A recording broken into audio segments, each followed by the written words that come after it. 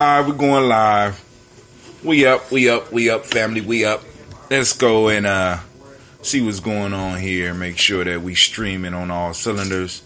It don't show that we streaming yet. We're gonna see what's gonna happen here.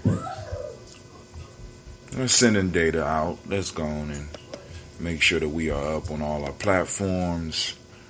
It shows that we live on Facebook. That's what it says, but I don't see anything. Just popped up. We're going to go send out the black signal and make sure everybody can get on. Yeah. All right. Just sent out the black signal. Let's see how quick that is.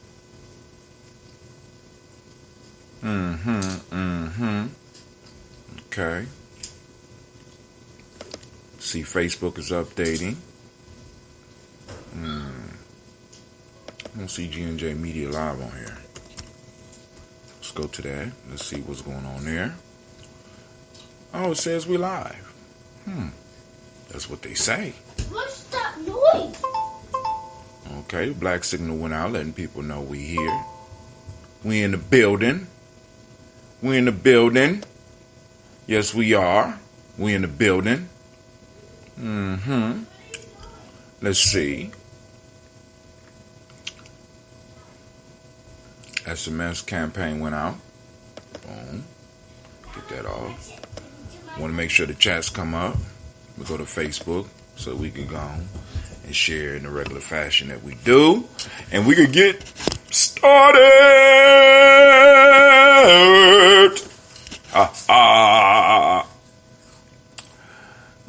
Let's see.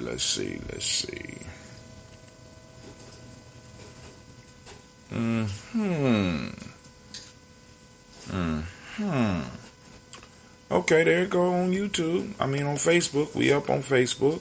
So let me go on and edit the post. Alright. So family. We are up. We're live on Gye-Nyame Journey Media.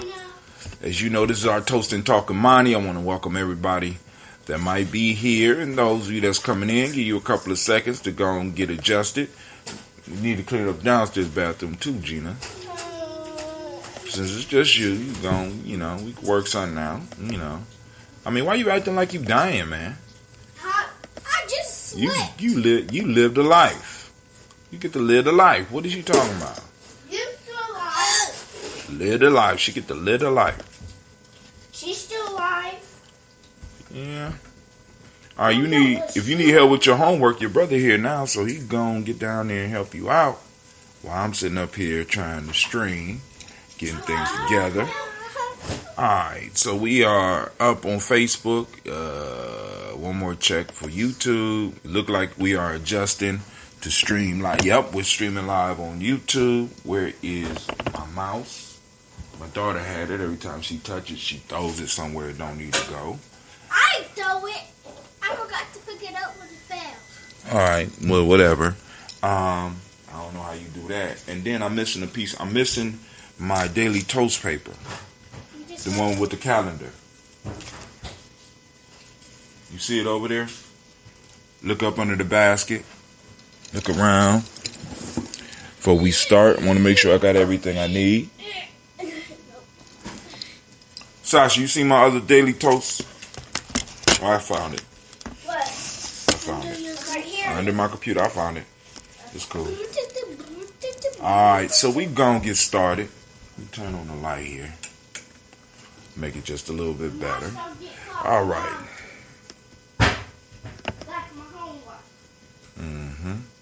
Well, it seems we by ourselves right now. Oh, my fault.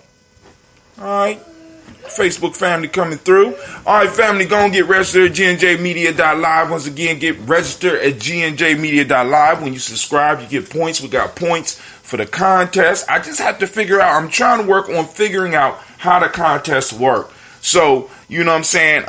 We working on it. We gonna get there. I'm gonna master all this shit so that in 2019 we gonna have stuff to give away. Cause right now, I got two shirts. Got two shirts like this, that Daily Toaster piece right there, and we got the hat with the ball. I don't want to take it out the plastic. People be like, this is used stuff. You know what I'm saying? We got stuff that we're going to be giving away. And now, there's two ways to get involved in all of this. And I'm gonna type up the instructions so that y'all can get it, because I want to make sure that we're doing it. Now, the first way, and the way that I really want to experiment with, that I have problems with, is through the GNJmedia.live. So when you go to GNJmedia.live, I'm gonna type it up for you. It's 2020, not 2019. I know it's 2020. What did I put something up to say 2020? Did I put up something to say 2020? You mean 2019? Did you put something up to say 2020? Yeah, did I put something up to say 2019? I don't think I put up anything to say no. No? I didn't put anything up. Oh, yeah, or in 2020. Okay. Maybe I said it. But all my stuff, it's kind of confusion at the beginning of the year. But now, in 2020, we got a lot of stuff coming up. Family First, one of the first things that we're going to start working on immediately. We have 2 events that's popping off in February. Don't forget to get the merch. We also have new merch. We also got new merch. We got shoes. Oh, yeah, I'm waiting for the shoes. We got notebooks. We got notebooks. I'm going to have all that. Your daily toaster website that sells things, it's different. Right. So we got new stuff up on there. So now, to get in the giveaways, right, the first thing you need to do is, 1, follow us on, better yet, is subscribe, because it's a YouTube channel. Subscribe to Gye-Nyame Media.live. Right? So you go to Gye-Nyame.live. I'm going to post it up. Once you subscribe, you get an automatic amount of points. And then by interacting with us on Gye-Nyame Media, you get points. And those points will be you'll be able to transfer those points into tickets, so that when I'm doing the giveaways, you can get it. And when I pay for those, it comes straight to you. Out of all the people, if you have the most, go ahead. You get and then you get something from the giveaway. Right. Then also, the other giveaways we will be having is, you could text the letters. I'm putting them in G&J. Media. Nope, it's just G&J. Text G&J to the number 25456 and get on our Blackline. Get on the black signal.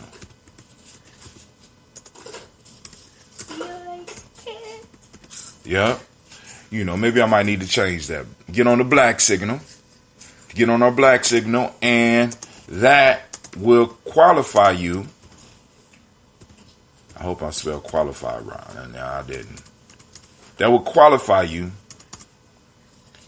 That will get you into the other way to win on Gye-Nyame. Capital Gye-Nyame. So make sure you're on the black signal, so that we can let you know when stuff is popping off. When we got events that's popping off, we go and keep everything moving, keep everything powerful, because we're growing rapidly. We ain't, not super rapidly, but we growing slowly but surely. We've been at it for a long, long time. So we want to make sure that as the family grow, we are better able to stay in touch with you. And then also, when you subscribe, as well as when you join the black signal, it makes it possible for us to get in contact with you. If I or one of my guests or somebody that's involved with Gye-Nyame Media does some crazy shit and they just take our stuff down, we still have the ability to stream and let everybody know where we are and what we doing. That's the most important piece to us. We want to make sure that everybody is able to stay up with us in the things that we are doing. All right, so now, when you go to Gye-Nyame Media, you also have at the very top, you can follow us on Twitter, Instagram, Tumblr, or Facebook. You can click those, and it will take you directly there. We also have a tip jar. We also have the merch store. Then also you can check how many points you have. If you go down to the Cloudbot loyalty piece, it'll let you know how many points you got. So who's in the lead? Calvin Kwame Keechler, once again, now he's up to 3,040. He's killing the game. He's killing the game. So once he's able to turn those in for tickets, you know what I'm saying? And sometimes the way he is, he will not always compete to win the merch. He's going to let other people get in and win because he knows that he got points. So I'm thinking about possibly going back in and knocking everybody back down to zero. But, you know, he might not like that, you know, and I don't want to upset the Black Yoda. What's up? I know. I know. This is the recorder because I'm going back and I'm building a book from all of the interactions that we have here. So, family, it's time for us to get started. So first, I want to welcome you to the Congregation of the Mighty, the home of the stubborn minority, the place where your hustle builds muscle. This is Gye-Nyame Journey Media. I am Brother Hatim. I am surrounded by my daughters, Sasha and Gina. And as you know, this is the Daily Toast. And of course, it's a Heart of a Simple production. Where we strive. Wrap your own headlines.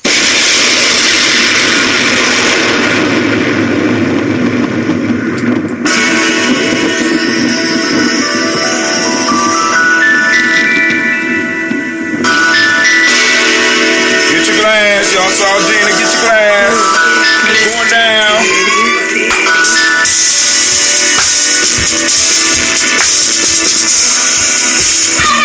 Drink your water. Come on. Drink your water, but first, take your breath and drink some water. Take your breath and drink some water. Take your breath and drink some water. Take your breath, man. Drink.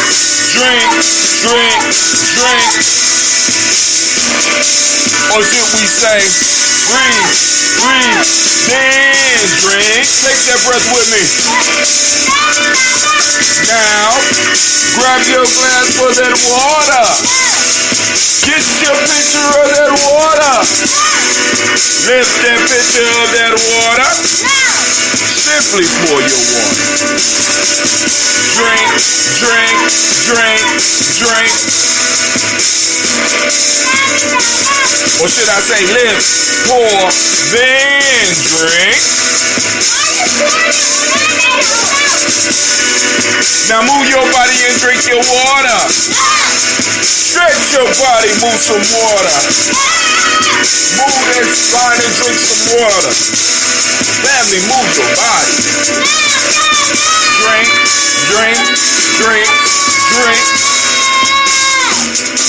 Or should we say, move, then drink. Raise your glass and take some water. Raise your glass and toast your ancestors. Raise your glass and toast your ancestors. Family, raise your glass. Why not? Drink.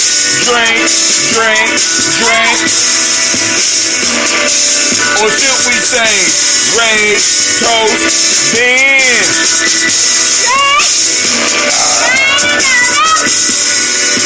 Take your breath and drink some water. Breathe. Move your body, drink some water. Lift and pour yourself some water. Raise and toast your ancestors. Breathe, live, move, toast. Y'all caught that? Or should we say, breathe, drink, move. The 4 pillars of health. Drink half your weight in ounces. Eat a culturally appropriate diet. But hey, take your breath. Lift and pour. Move your body. Toast your ancestors. Drink up.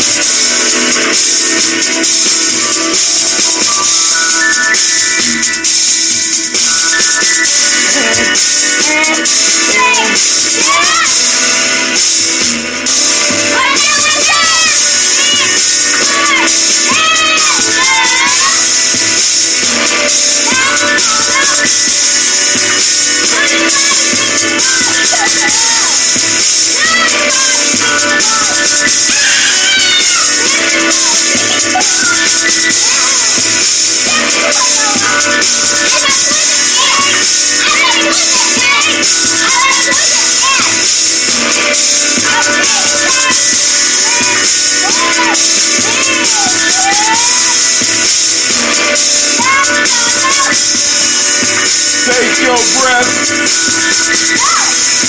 Lift and pour. Move your body. Toast your ancestors. Drink, drink, drink, drink. Drink your water. Family, remember those simple rules of the show. We want to make sure that we are promoting a healthy lifestyle so that we can be able to get up and toast our ancestors. For those that don't know, I am Brother Hatim. This is Gye-Nyame Journey Media. And we are, okay, and that's Gina. And we're coming live. And that's Sasha over there in the background. You know what I'm saying? These are my two executive producers right now. And your bosses. Oh, but that's what a producer mean, baby. Alright, so now, we are coming at you live so that we can have our toast and talk on the weekends. On Kumba and Imani's, we try to do a toast and talk. What is a toast and talk? A toast and talk is where we not only toast our ancestors, but we talk about things that are in the news. We talk about nation building. We try to build ideas. We try to build on some of the thoughts. We try to talk about some of the issues that are popping off in our communities, not only locally here in Columbus, but all over the nation. We need to start making sure there's conversations going on about where we are as a group. Where we are as a group. That's very important because we have to start preparing ourselves and get our children hearing the conversation so that they will be able to move these talking points forward. Because I think it's important that we do study our history here in America as well as our connection to the African continent. But I do want to make sure that we understand that we got to take care of home first. And that's where we are right now in America. It's a lot of shit popping off in America. It's a lot of side talking, slick talking, pimp talking going on. And I think that we need to start preparing ourselves and preparing our children for the future that we want. Because if we just sit back, somebody else's plan for our future will be moved forward. And we don't want that. Because nobody got any good plans for us, family. No good plans. So we want to make sure that whatever we do, we want to make sure that we are at the helm. We are at the helm of deciding our fate. You see, they imitate us. They mock us. They do things we think, you know what I'm saying? We think they're not watching, but they're watching. So a lot of this stuff will be coming back to our children, to our young people later on in life. And they'll be like, damn, my elders was talking about this. My dad and my grandfathers and my uncles and aunts, they always got together and they talked about this. They dragged us to study groups. They dragged us to this.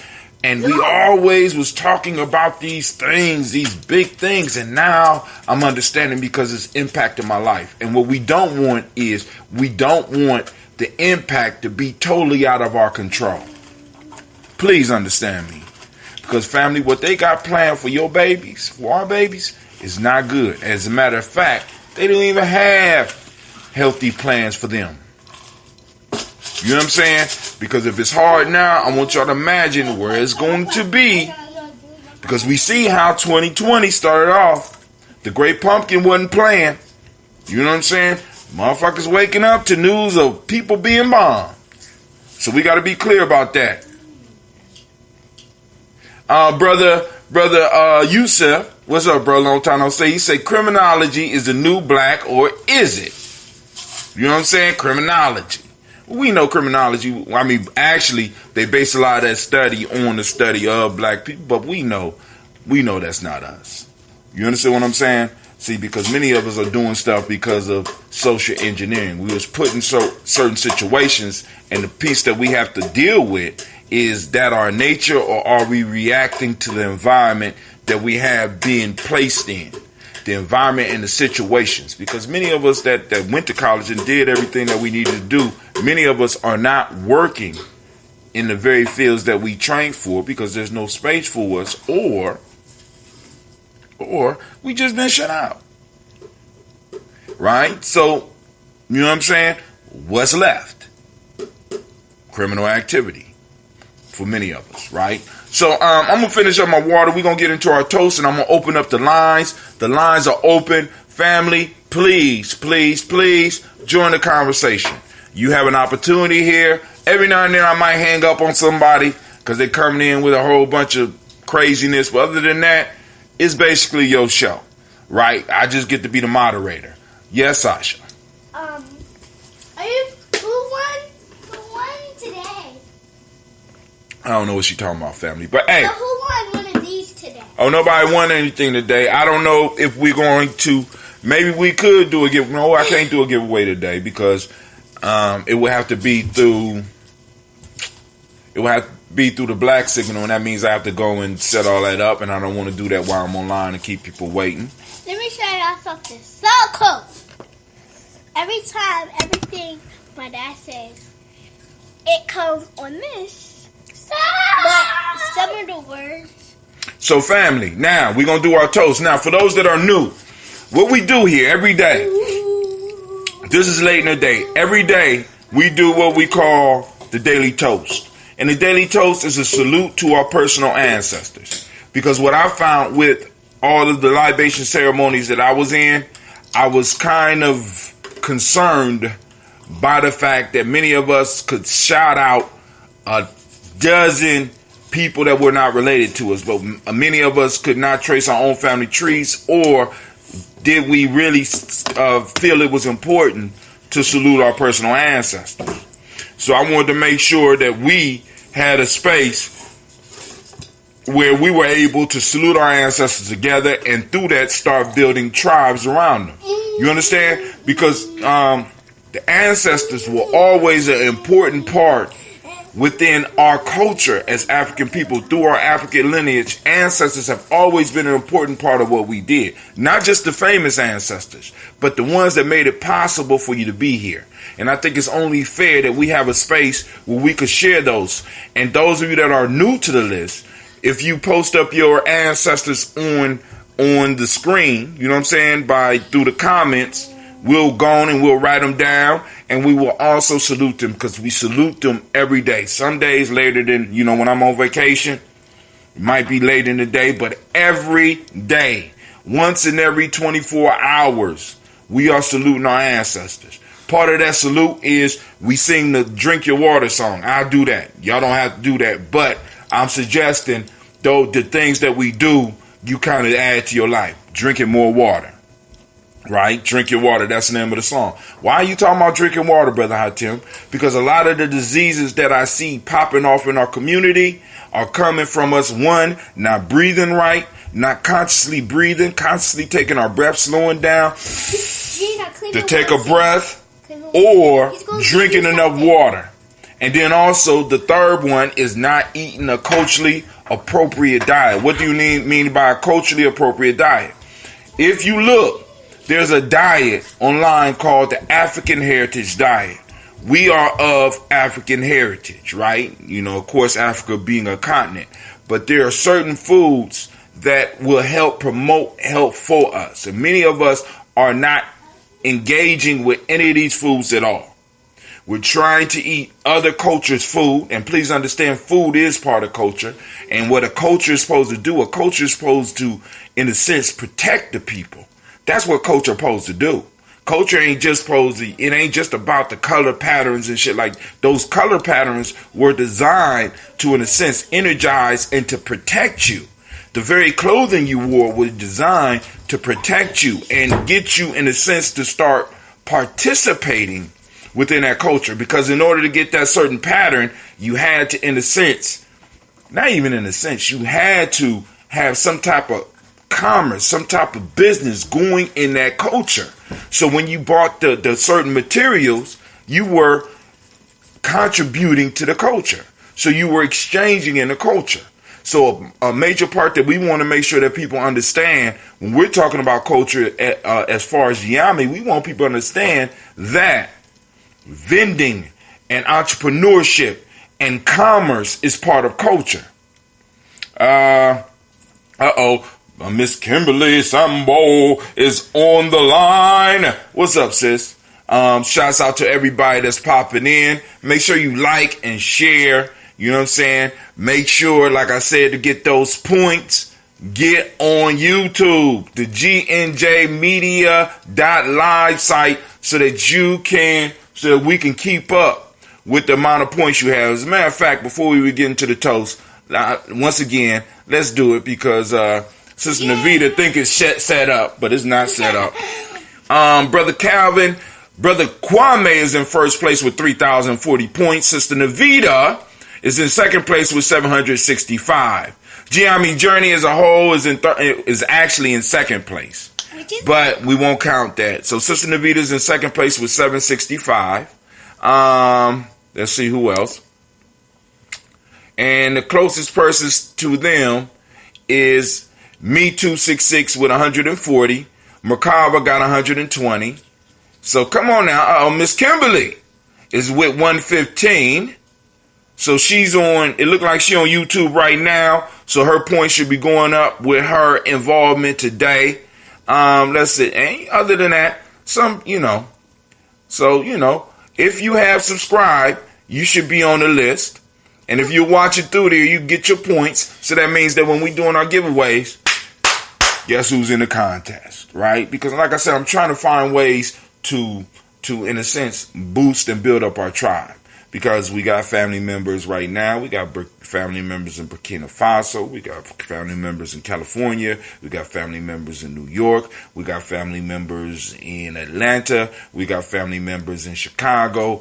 We got Louisiana. I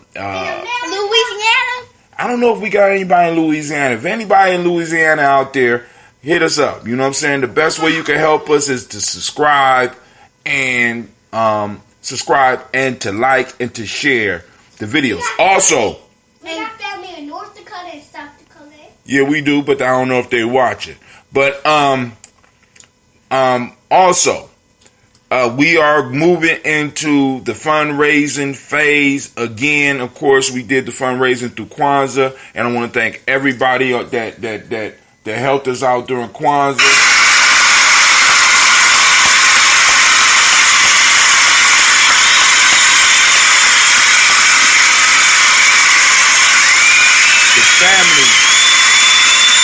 The family showed up and showed out. So over the 5 days that we did Kwanzaa, we were able to raise no, not yet. We ain't make it to the 6,000 yet, but we made $1,420. You know what I'm saying? And that was in person actual fundraising. Now we're gonna be doing some fundraising right now, and we're trying to raise funds for the Malcolm X Festival. The goal is 5,000. I don't know if we're doing that. What's that one page that everybody be doing? Because right now it's easier for y'all to either tip us on the show right here. You know what I'm saying? There's a tip jar.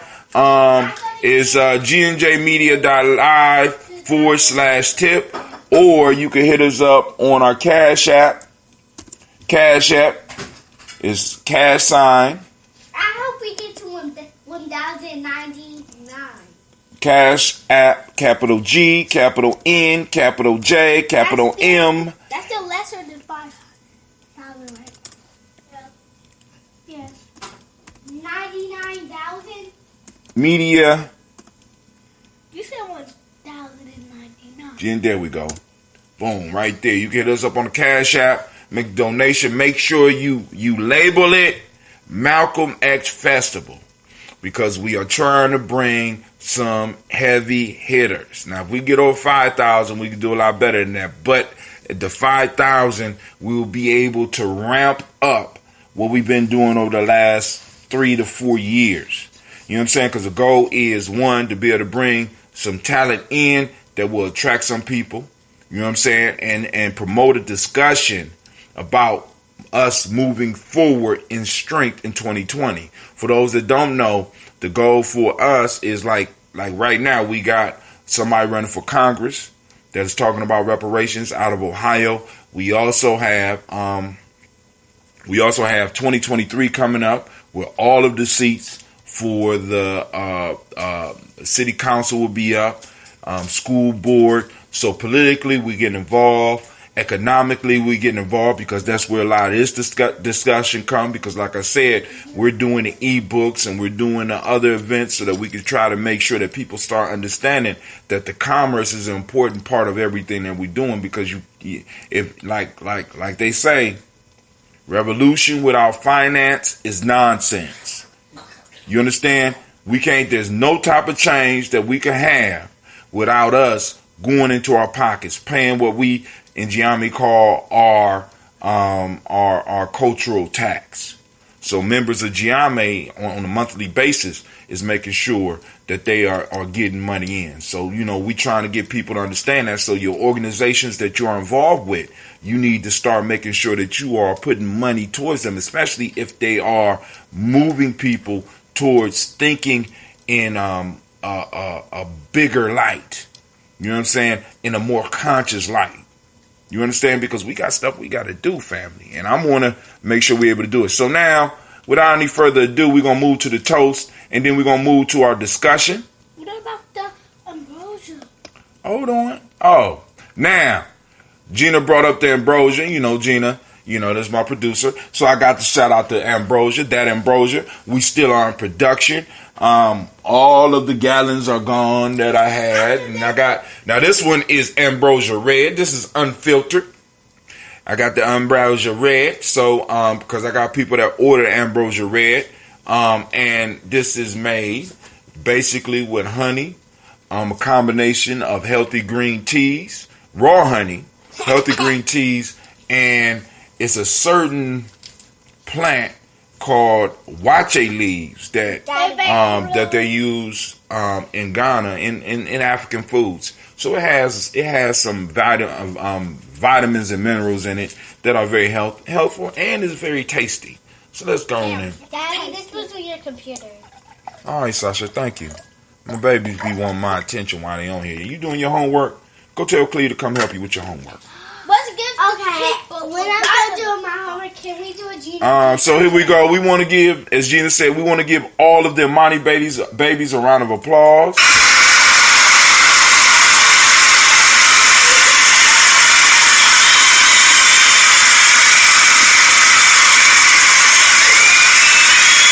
So, last night I had a dream where somebody had an issue and I was able to help them fix their issue by helping them identify what day they were born on. By identifying the day they was born on, they figured out which principle they needed to focus on.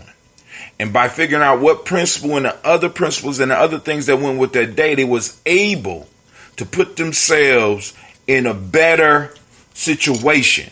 It was crazy. I'm like, damn, I'm dreaming about this shit. But if you work with it all the time, right? So I was able to help them if there was a Moja baby or a Kuji Chagalia baby or Ujima baby or Ujima baby or Nia baby or Kaumba baby or Imani baby. I was able. No, I didn't. I'm able to help them focus in on what it is they need to work on in their life. You know what I'm saying? Because that's what that information is for. That's why we talk about. So, for example, I'm a Kuji baby, Kuji Chagalia. Here's a Kuji Chagalia baby. We got a Ujima baby over there. We got a Kwesi baby. We got a Imani baby upstairs. You know what I'm saying? So it's like, boom, I'm able to help not only myself, but help my children have an idea of what they came to this world, with this realm for. You know what I'm saying? What principle they represent. And each one of you out there have a principle that you represent. All you got to do is identify the day that you was born on. And what you mean by the day. All right. Gye-Nyame, we decided a long time ago that we was going to colonize like Europeans did everything. We colonized the days. We saw, we conquered, and we took over the day. So the days of the week for us are marked by the Nguzo Saba. Starting with Umoja, moving all the way, like today is Imani. So those that know the Nguzo Saba, you will be able to figure out the rest of the day. So if you hear me saying the days, you'll understand what I'm saying. So when I say Kuji Chagalia born, you know what day that is, and you know the other principles that go along with that and what you need to focus on in your life. You know what I'm saying? Because each one of those days acts as a focus on how you are able to master the rest of those principles. And in mastering the rest of the principles, you are able to bring your life into line and do shit. You know what I'm saying? I mean, because, hey, family is out here. But I know y'all awful quiet out there, but let's go and get to this toast first. Giving honor to the Creator by whatever name you choose. Call that Creator. We lift up our glass and we say, Ashe. You know what I'm saying? From there, we move to our list of our illustrious ancestors, the ones that combine us, the ones that sacrifice so that we can be here, the ones that we know, the ones that took care of us when we were not capable of taking care of ourselves, the ones that protected us when we couldn't or didn't even know that we needed to protect ourselves. So we want to pour for those ancestors. And I'm going to start off the list. Miles Brown, Miss Ann, Robert Texana Davis, Ern Brown Sr., Rosalie Tilly, George and William Walter, Chris Fanny Gasson, Aunt Lean, Uncle Chris, Aunt Fiend, Cleveland and Geneva Brown, Margaret Ellis, Wash Ellis, Cecil Ellis, Alvaro Brown, Gina Gaines, Ern Brown II, Barbara Twiggs, Wash Ellis Jr., Katie Ellis, Nikki Ellis, Jamon Jones, Jeremiah Tappan, John Fallar, Montague Pimenel, Nomo X, Pet Mott Rob, Malika Fakour, Dr. Marianne Williams, Kojo Kamal, Elder Millie Dixon, Tony Clark, Pastor Yusef Weston, Elder Ajani, Elder Ron Coleman, Elder Robert Donaldson, Alfred Brofro, Hector Jr., J. Edwards, Carla Harris, Grace Lundy, Inez Harris, William Bill Moss, Phyllis Rose, Sterling and Lucy Wright, Derek L. Pullian, the Luxor brother, Miss Eda Brooks Crawley, Miss Marie Nelson, Mr. Patrick Crawley Sr., Miss Jerry Bunsen, Mr. Alonzo Johnson, Miss Marie McDowell, Janice Foster, Charles Jordan, Kel Smith, Walter Smith, Richard Trish, Francis Johnson, Mary Franklin, Jimmy Williams, Daniel Ford, George Gibson, Nana Loretta Clark, Inez McCrae, Fritz Clark, Frankie Justice, Katie Justice, Derek Rendelman, Virginia Rogers, Reverend James Smith, Lois Henderson, Calvin Spratling, Mary Elizabeth Walker, Raymond Walker Sr., Sarah Jane Carter, Michael Ford Jr., Kellen D. Russell, Susie B. Smith, Teresa Clay, Melvin Hodge Jr., Herman Copeland, Mildred Copeland, Jenny Clayburg, Beatty, Sarah Welly, Vita Farmer, Agosto Sue, Cheryl Harvey, Aunt Charmaine, Aunt Evelyn Theolis Hasbury, Harvey Hasbury Sr., Leonard Dixon, T.C. Islam, Terrell Dunbar, Will Thomas, Sarah Berry, Mark Walsh, Merle B. Thornton, Pearl G. Thornton, Ida Johnson, Florence M. Carter, Joanne Thornton, Erica Tricia Lewis, Juanita Wright, Robert Wright, George Wright, Mary Eliza, Frederick Davis, Mary Elizabeth Rogers, May Esther Keisha Reese, Linda Watson Hammonds, Jarrell Giles Watson, Sparrow, Slimmy, Selvin Lewis, Andrew Holmes, Pearl Moore, Percy Moore Jr., Mildred Owens, Booker T. Bolton, Charlie Hunt, Sammy Stover, Hilda Pearson, Sergeant Thornton, Richard Thornton, Lavina Hall, Freeman Bankster, Mae Moss, Sophia Peacock, Willie Thornton, Napoleon Kennedy, Mark Ramsey, Paul Ramsey, Matt Ramsey, David Ramsey, Charles E. Thornton, Frankie Quells, Urania Thornton, Bernice Quells, Ernestine Jackson, Frankie Johnson, Teresa Mormon, Leon Johnson, Charles Bell, Vivian Ramsey, S.E. Johnson, Rita Johnson, Leon Johnson, James W.S. Sr., James Parham, Dana Jones, Henry World, Jane Farmer, Mary Chavez, Leon Grace, Bessie Johnson, Hattie Levester, Mae Moreland, Paul Moreland, Elder Caleb, Rosemary Martinet, Ed Amatet Wellman, Fred Douglas Triggs Sr., Thelma Triggs, Thomas and Lula Berry, Lacey Eleanor Howe, Frank Russell and Davis, Fred Douglas Triggs II, Vina Triggs, Reverend Eddie Moore, Helen Fuller, Eugene Jackson Sr., Richard Ellis, Silas Alexander, Charles Maxwell, Percy Alexander, Arthur Reynolds, Stanley Lockhart, Ricky Lockhart, William Lockhart, Woodrow Lockhart, Brenda Porter, Deacon Hargrove, Carla Sawyer, Andrew Parker, Doris Donald, Ellis Murphy, D'Amico Russell, Dilly Monares, Gina Ruth Jones, Jana Callahan. Shouts out to Brother Kwame. I see you out there. Throw up the speaker and the date that he's supposed to be here. And then also, if Brother... I can't think. Give me a second. William Walter West, Nigel Parrish, Elder Basiji Filani, Jim Robinson, Gladys Johnson, Barry Clark, John and Mary Sullivan, Dirk Johnson, Antonio Johnson, Delise Waters, DeFriedis Hines, Ernest Bostic, Edna Bostic, Winifred Scanterbury, Wilson Haley, Emma Hine, Phyllis Lee, Eugene Spratling, Calvin Spratling, Charles Wooden, Penny Brown, Roy Lee Printup Jr., Miriam Johnson, Wilbur Longmire, Edith Cadney, Janice Carter, Michael Carter, Leon Pina Carter, Margaret Carter, William Carter, Lisa Jordan, Charles Lee Mosley, Dorothy R. Blair, Ransom Evans, Sam Evans Sr., Nathan Blair Sr., Edward Stevens, Sue Ann Stevens, Joe Davis, Timothy Butler, Gene Holmes, Dana Jones, Peter Charles, Christy Nichols, Cardinal Robinson, Rosemary Charles, Ada Pearl, Bob Ingalls, Jack Wallace, Warren M. Finch, Warren P. Finch, Tim Ingalls, Audrey Finch, William Billingsley Jr., Jennifer Sensabaugh, Hazel Gasson, Jerry Brantley, Brian Watson Jr., Kaniko Parsons, Jason Cathy Bradford, Thomas Bradley, also known as Uncle Buki, also known as Gypsy, Reverend Roosevelt Word the First, Stacey Trice, Frank Smith, Mother Bertha, Michael Leonard, David Brown, Ruth Carter, June Cox, Ruth Cox, Paula Cox, Ronald Urban, Judy Albert, Irene Johnson, Francis Booth Jefferson, Dan Wilkinson Sr.,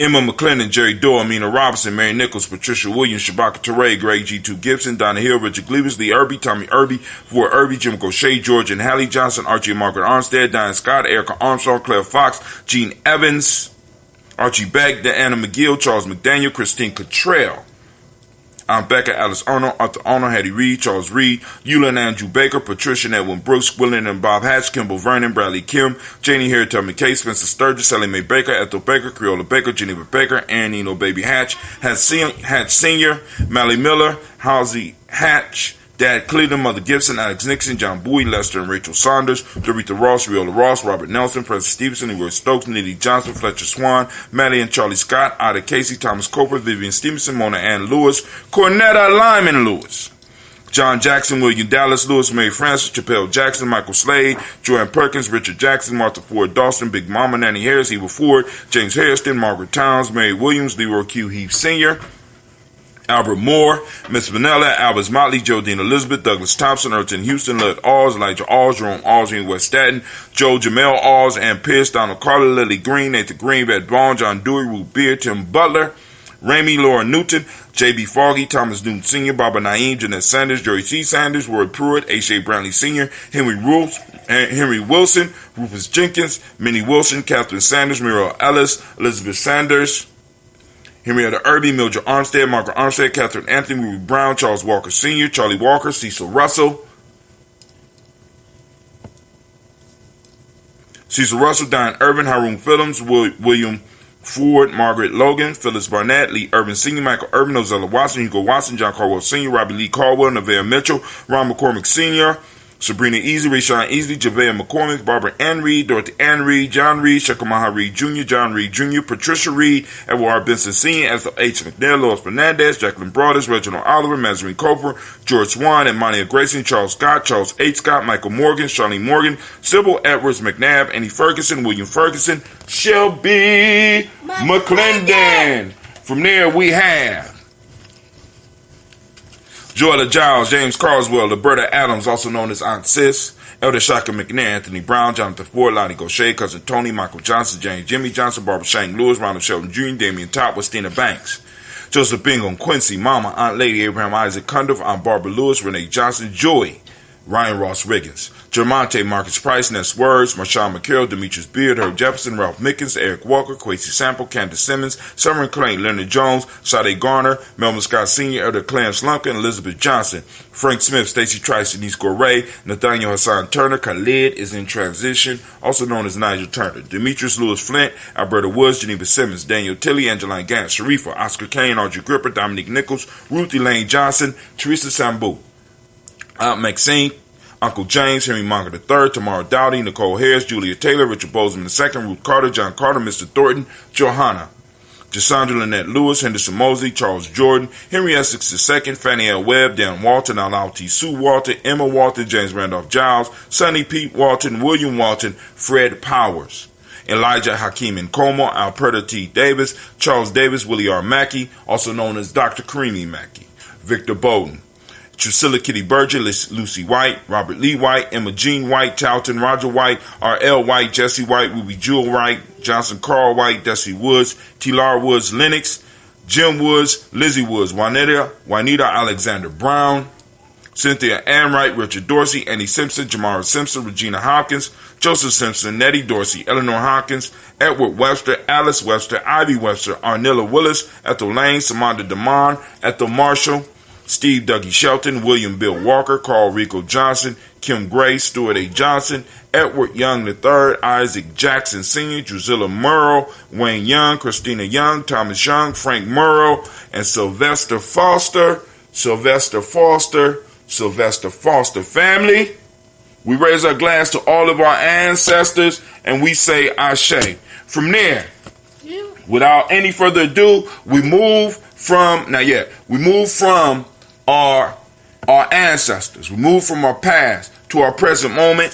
In this moment, family, we have an ability that most beings in the universe envy, right? Because our ancestors exist with us.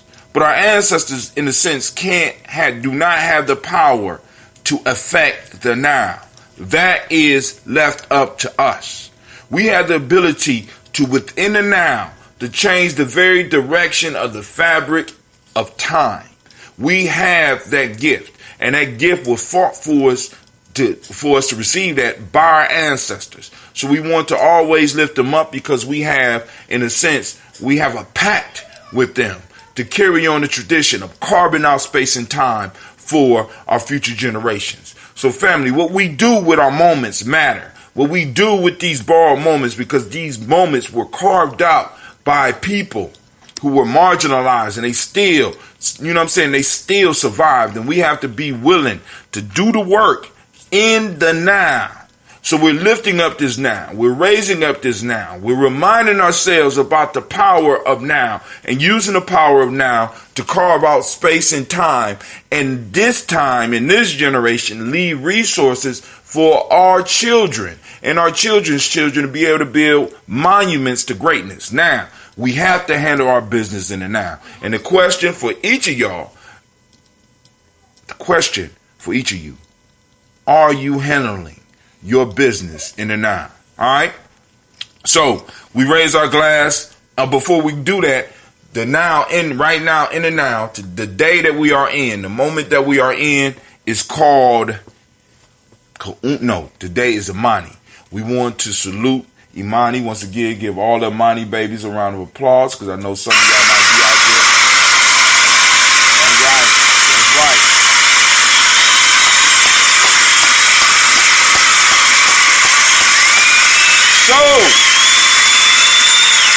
So saluting this moment, and thinking about this moment, we need to realize that Imani, when we go out and we activate our reticular formation and we're seeking out our principles on a daily basis, we have a mission to find at least our principle in action one time.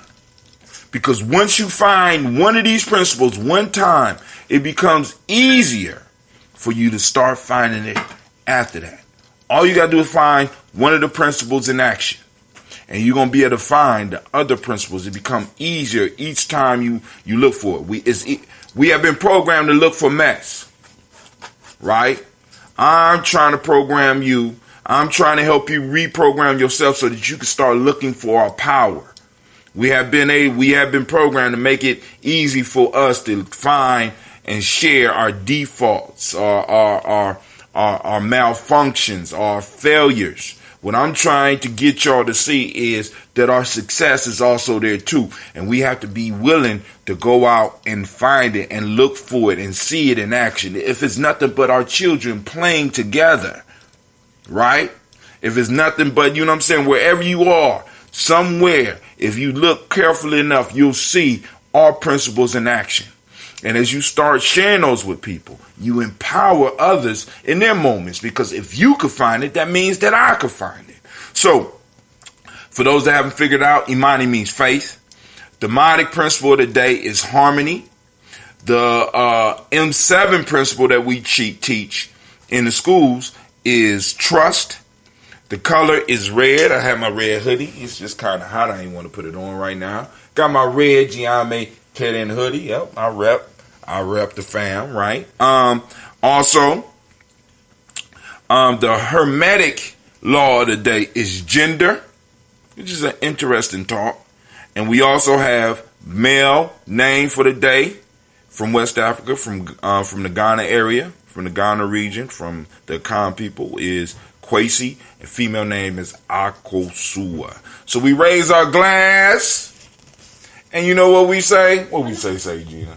100 years. No, we say Ashe. From there, we move to our children's children, on to infinity, and we raise our glass to our children, and we say Ashe.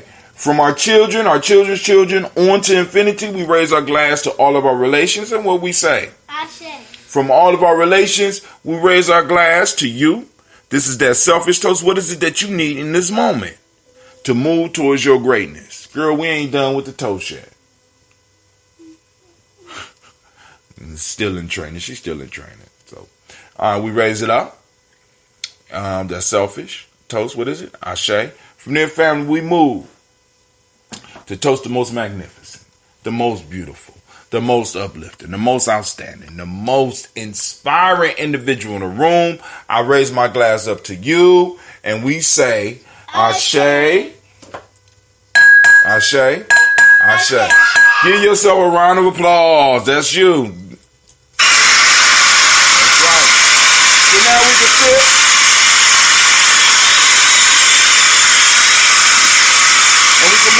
Toast and Talk. All right, so Brother Kwame put it up. On February 7th, 8th, and 9th, we have a brother by the name of Benachi Montgomery coming to Columbus. He will be at the ASCAC study group on February 7th. The ASCAC study group. And I think that's going on all the way on at the APDS place. I should have made a suggestion about that.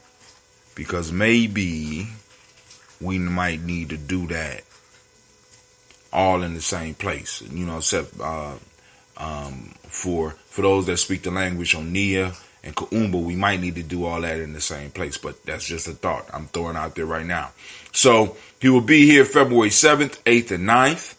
On the 8th, he will be at the Millennium Community School. And that will be in the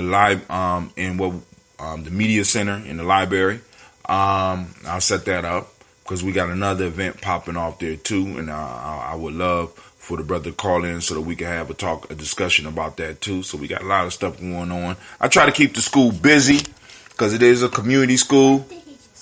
Study group will be at APDS until further notice, unless there's some other stuff pop up.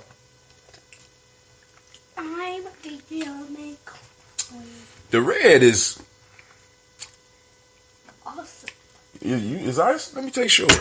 Because I think I might have had some water when I poured mine in. Oh, hell yeah. I had some water in my glass.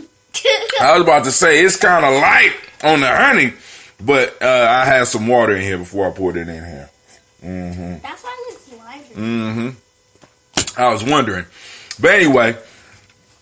and then he will be doing the per onk on that Imani at APDS. So we're going to have a real good, that's going to be a powerful weekend. Family, we're going to get him on the show so that you can know some of the stuff that he's going to be coming to talk about. Because he's going to talk about one of the major pieces that our collective deal with him on is the Metu Neter language. For those that don't understand that, that's the language of Kemet or ancient, what you would know as ancient Egypt. And he's going to be sharing that knowledge, and it's going to be an excellent conversation. But also he's going to be talking about some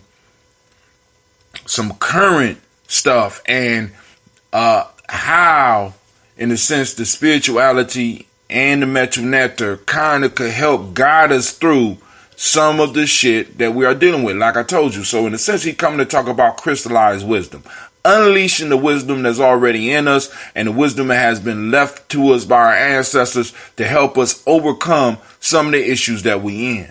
If we are seriously talking about tribe building, we got to look at modern stuff as well as study and catalog some of the ancient stuff that was left for us.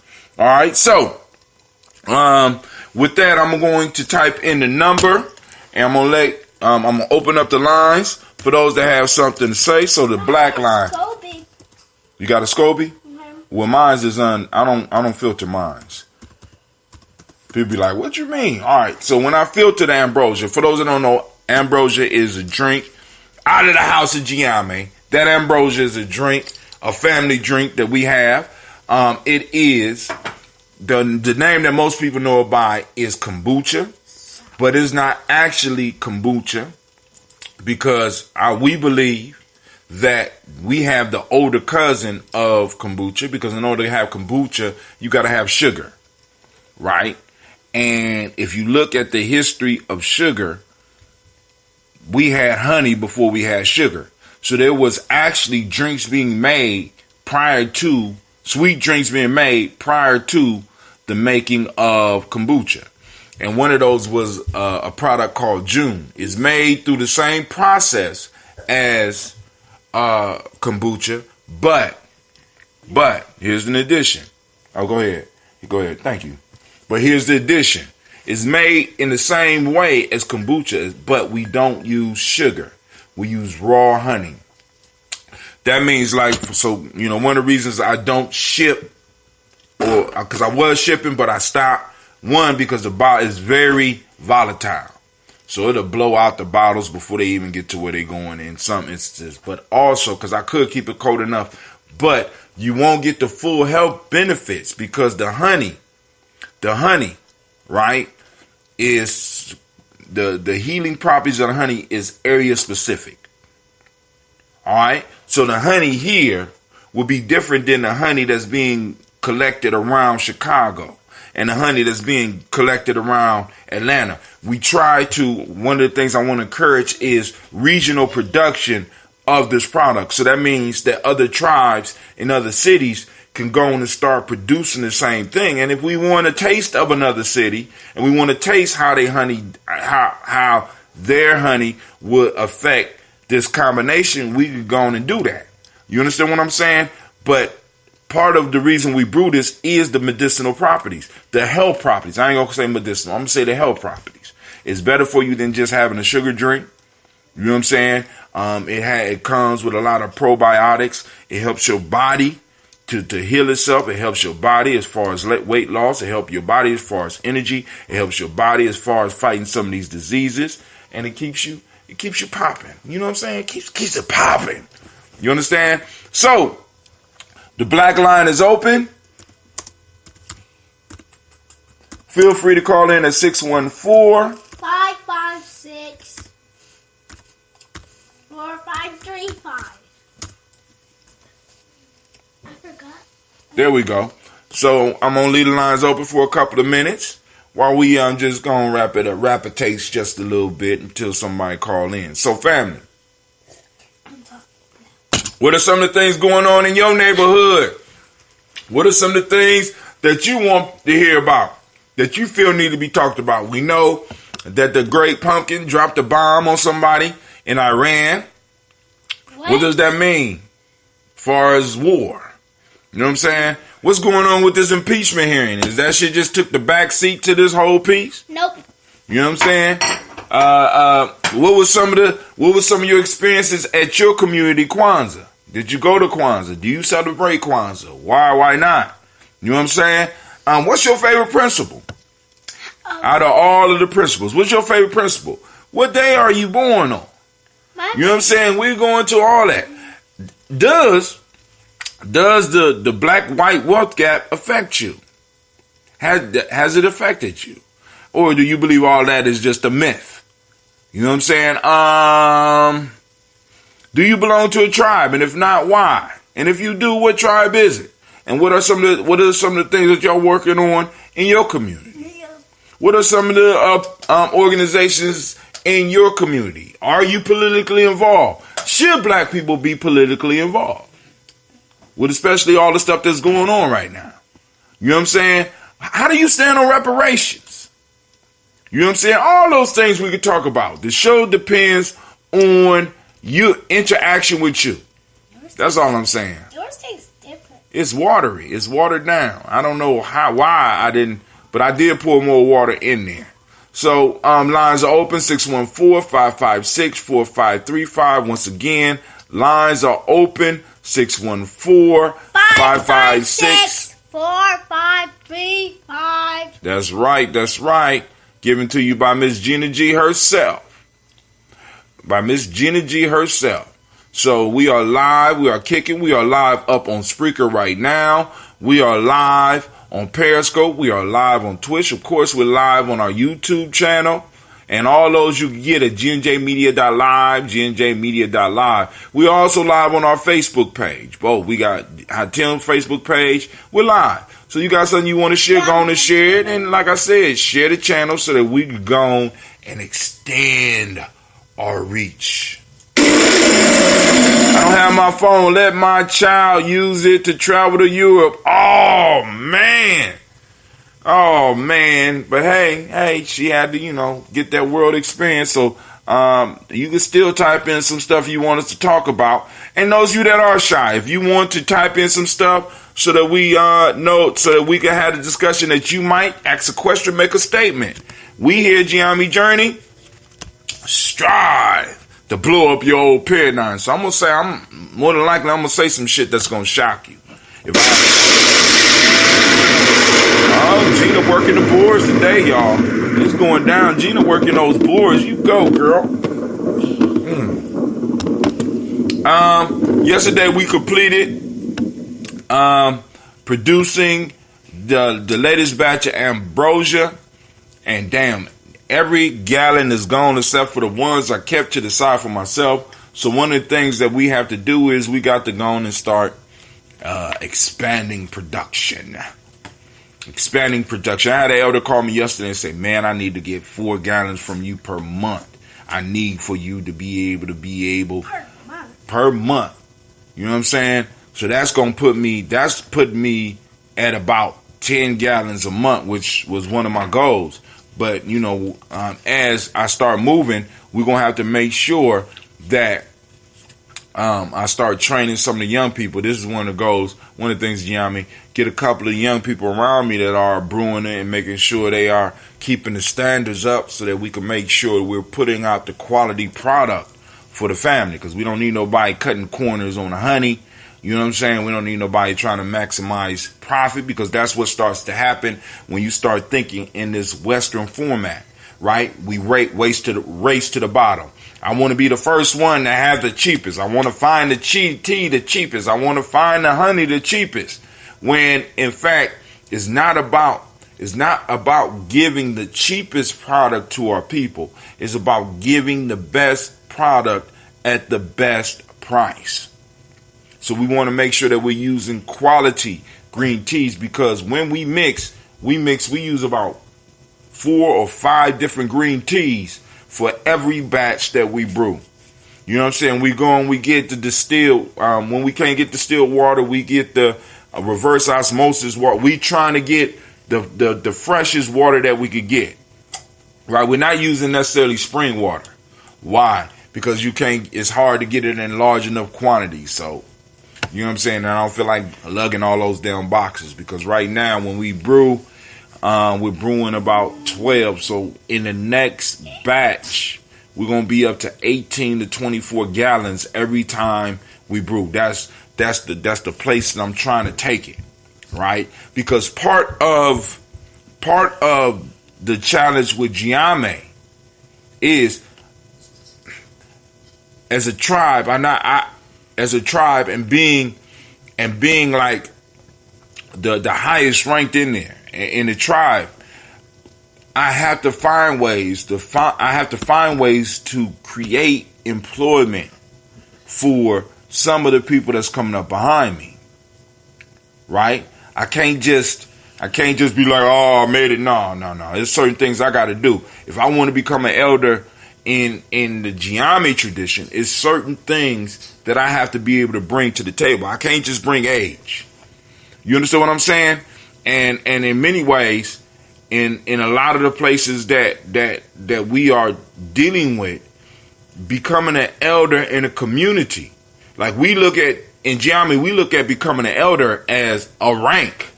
Elder is a rank. You understand what I'm saying? So it's not just like you can age into that shit. You got to earn that shit. I got to have, in a sense, deliverables that I'm giving to the people, because at that level within the organization, not only do I have to meet the qualifications, but I have to be voted in by my peers. You understand? Now, as a group, we can go on and, in a sense, grandfather and adopt somebody in, but somebody coming up through the ranking system, the family got to vote you in. So that means I got to do politics within my crew. You understand what I'm saying? Which means I got to be able to bring deliverables to them. If I want to be an elder, what am I delivering? Right? Maybe that could be a discussion. You know what I'm saying? Because we might need to, for the elders that's coming into the ranks after 2020, it can't be the same as elders coming in the ranks prior to that. What are you bringing? What are you delivering to the table for the crew that you are becoming an elder in? This is a respected position. This is a position where you, in a sense, you had the power to basically do what we would call in the symbol an OG call. You understand what I'm saying? Where it's like, boom, you could end the whole discussion with an elder rank. It's like, yo, we don't need to discuss that no more. All right. All right, so I guess my daughter trying to do my hair. But Sister Kim, if you are on a laptop, I can also put a link. I'm going to put a link on the wall for those of you that might be listening through a computer or some other device where you might not be able to, where you feel you might not be able to conversate. With this here, you can also, because right now I'm on my computer. So I can send the link. I'm going to post the link up. Let's go and get it.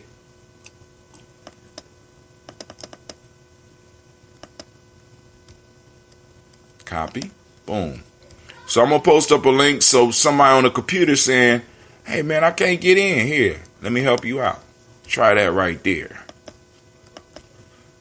So, I mean, even in the call-in piece, you could go on, if you can't do nothing but text, I can still read and you can type quick on your computer.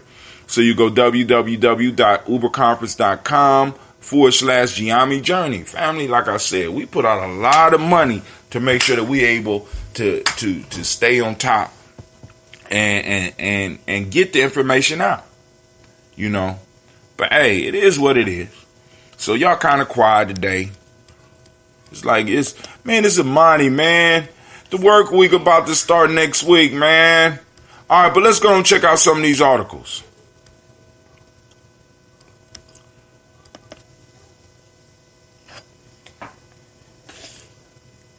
I gotta get rid of this right here. Hold on.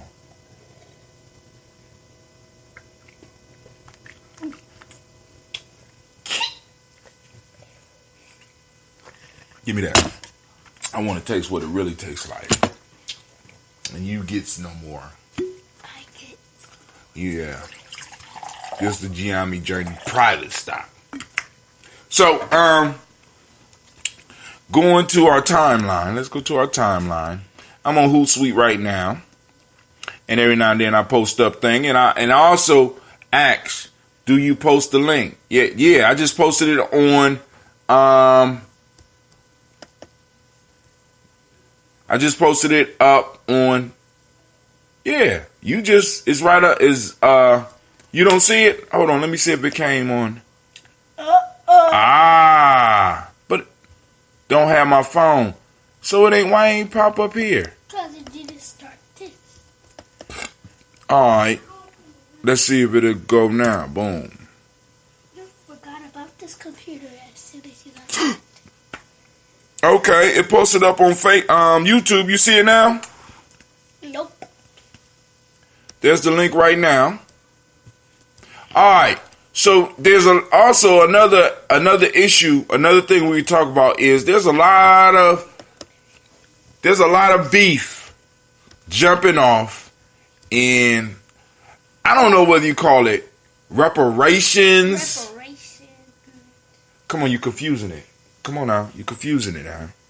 I don't know whether you call it the reparation circle or the conscious circle. There's a lot of beef going on right now.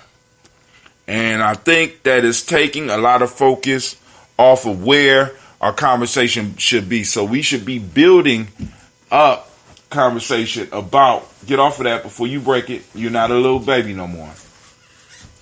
A lot of conversation is being diverted towards this beef rather than actually forming a united front about reparations. And I believe that a lot of this shit is on purpose. Like I said, I think a lot of things are happening, including the bombing of this dude that, I mean, like I said, a lot of us have never really heard of prior to homeboy bombing him. All right, but somebody's calling in. Who it is on the line? Oh, it got your name and everything. And you sound good. What's going on, Miss Kim? I got in. You said who?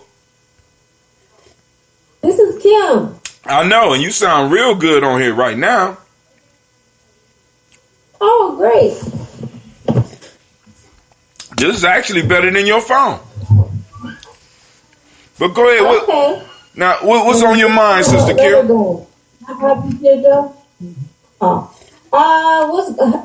Can you hear me? Yeah, we hear you good.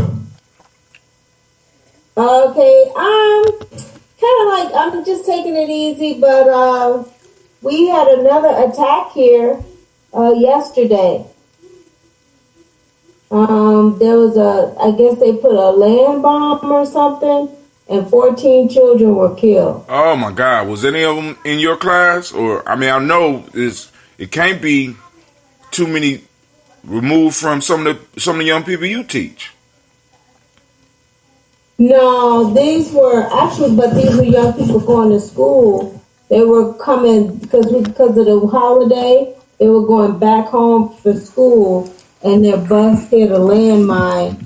And this is in Burkina Faso, near Mali, near the Mali border. Man, so Yep. so are you considering pulling up stakes and coming back to America? I mean, obviously, I've seriously considered it. You know, the way things work here, and people need to understand how things work when you come overseas. Okay, I'm going to explain it to you. I'm working at an international school. I'm in a contract. In my contract, they have evacuation insurance. So if something happens and a school closes, the coup d'etat or anything, they will evacuate us, and we can come back to the States, and they'll pay our way back, and they'll pay us a salary for like 3 months. Okay. That's when the school decides to evacuate. Oh. If you decide to leave on your own, then you on your own. So you waiting for the You lose. You waiting for that insurance to pop in? Yeah, I'm waiting for the school to say, and most likely the school will not say that unless it gets so bad here that nobody can leave and nobody can go to school. It has not gotten to that point. The things that are going on here, as bad as they are, it hasn't gotten to that point. I hear you. So, but I am coming back. For a fact, I'm not going to be here next year. That I've already said. I've already told the school I'm not going to be here next year. I'm actually moving back to Chicago. Okay. Yeah, I'm coming back to the States. And what you plan to do when you get to Chicago? Well, I'm a teacher, so I'm going to teach. Yeah, I'm going to do what I do. What's the difference? Teach. So, and I'm hoping to do some other things too, but that'll be my primary vocation. So, being a professional that has taught overseas as well as in the States, what is there a difference? And if there is a difference, what is the difference between an American student and a student, let's say, in Ouagadougou? There's not really a difference, to be honest. The difference is families. Families make more the difference than culture, because right now, you know, American culture is so globalized, and with kids all watching the same thing, and nowadays kids are basically what they watch. That's what they know. That's what they say. That's how they dress. That's the food they eat. So they're similar. Nowadays, you don't get that huge difference in children. In my opinion, that's what has happened because of globalization.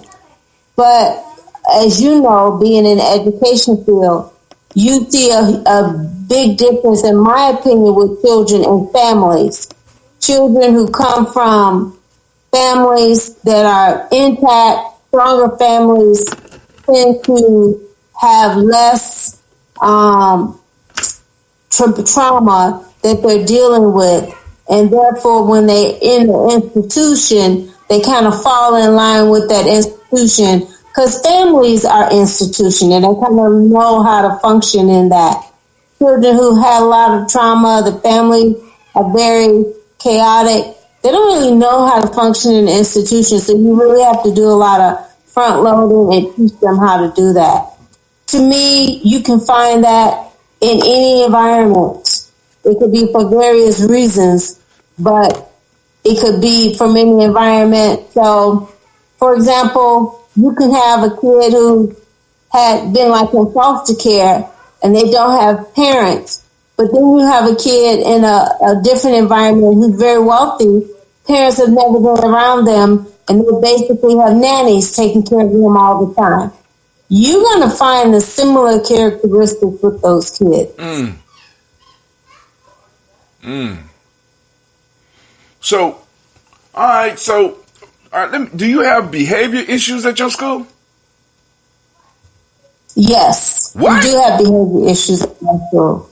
Yes. Stop playing. Stop playing. Yeah. Yes. We have behavior issues. We don't have violent behavior issues as you will have at some schools in the States with the violence. We may not have that per se. Okay, you don't have violence, but you do have the behavior issues. Okay, I'm just I was thinking that you wouldn't have that many behavior, because if I'm correct, the young people that go to this school have to pay to go to school. Is this just like, I mean, is it like public education? But in these countries, everyone pays to go to school. So, of course, these people pay a lot more, but they don't have quality free public education like we do in the States and in Europe and some places like that. So everyone pays. But in schools like this, so obviously they pay more. They have a lot more money. They're exposed to a lot. They travel all over the world all the time. They speak multiple languages. So they're very worldly.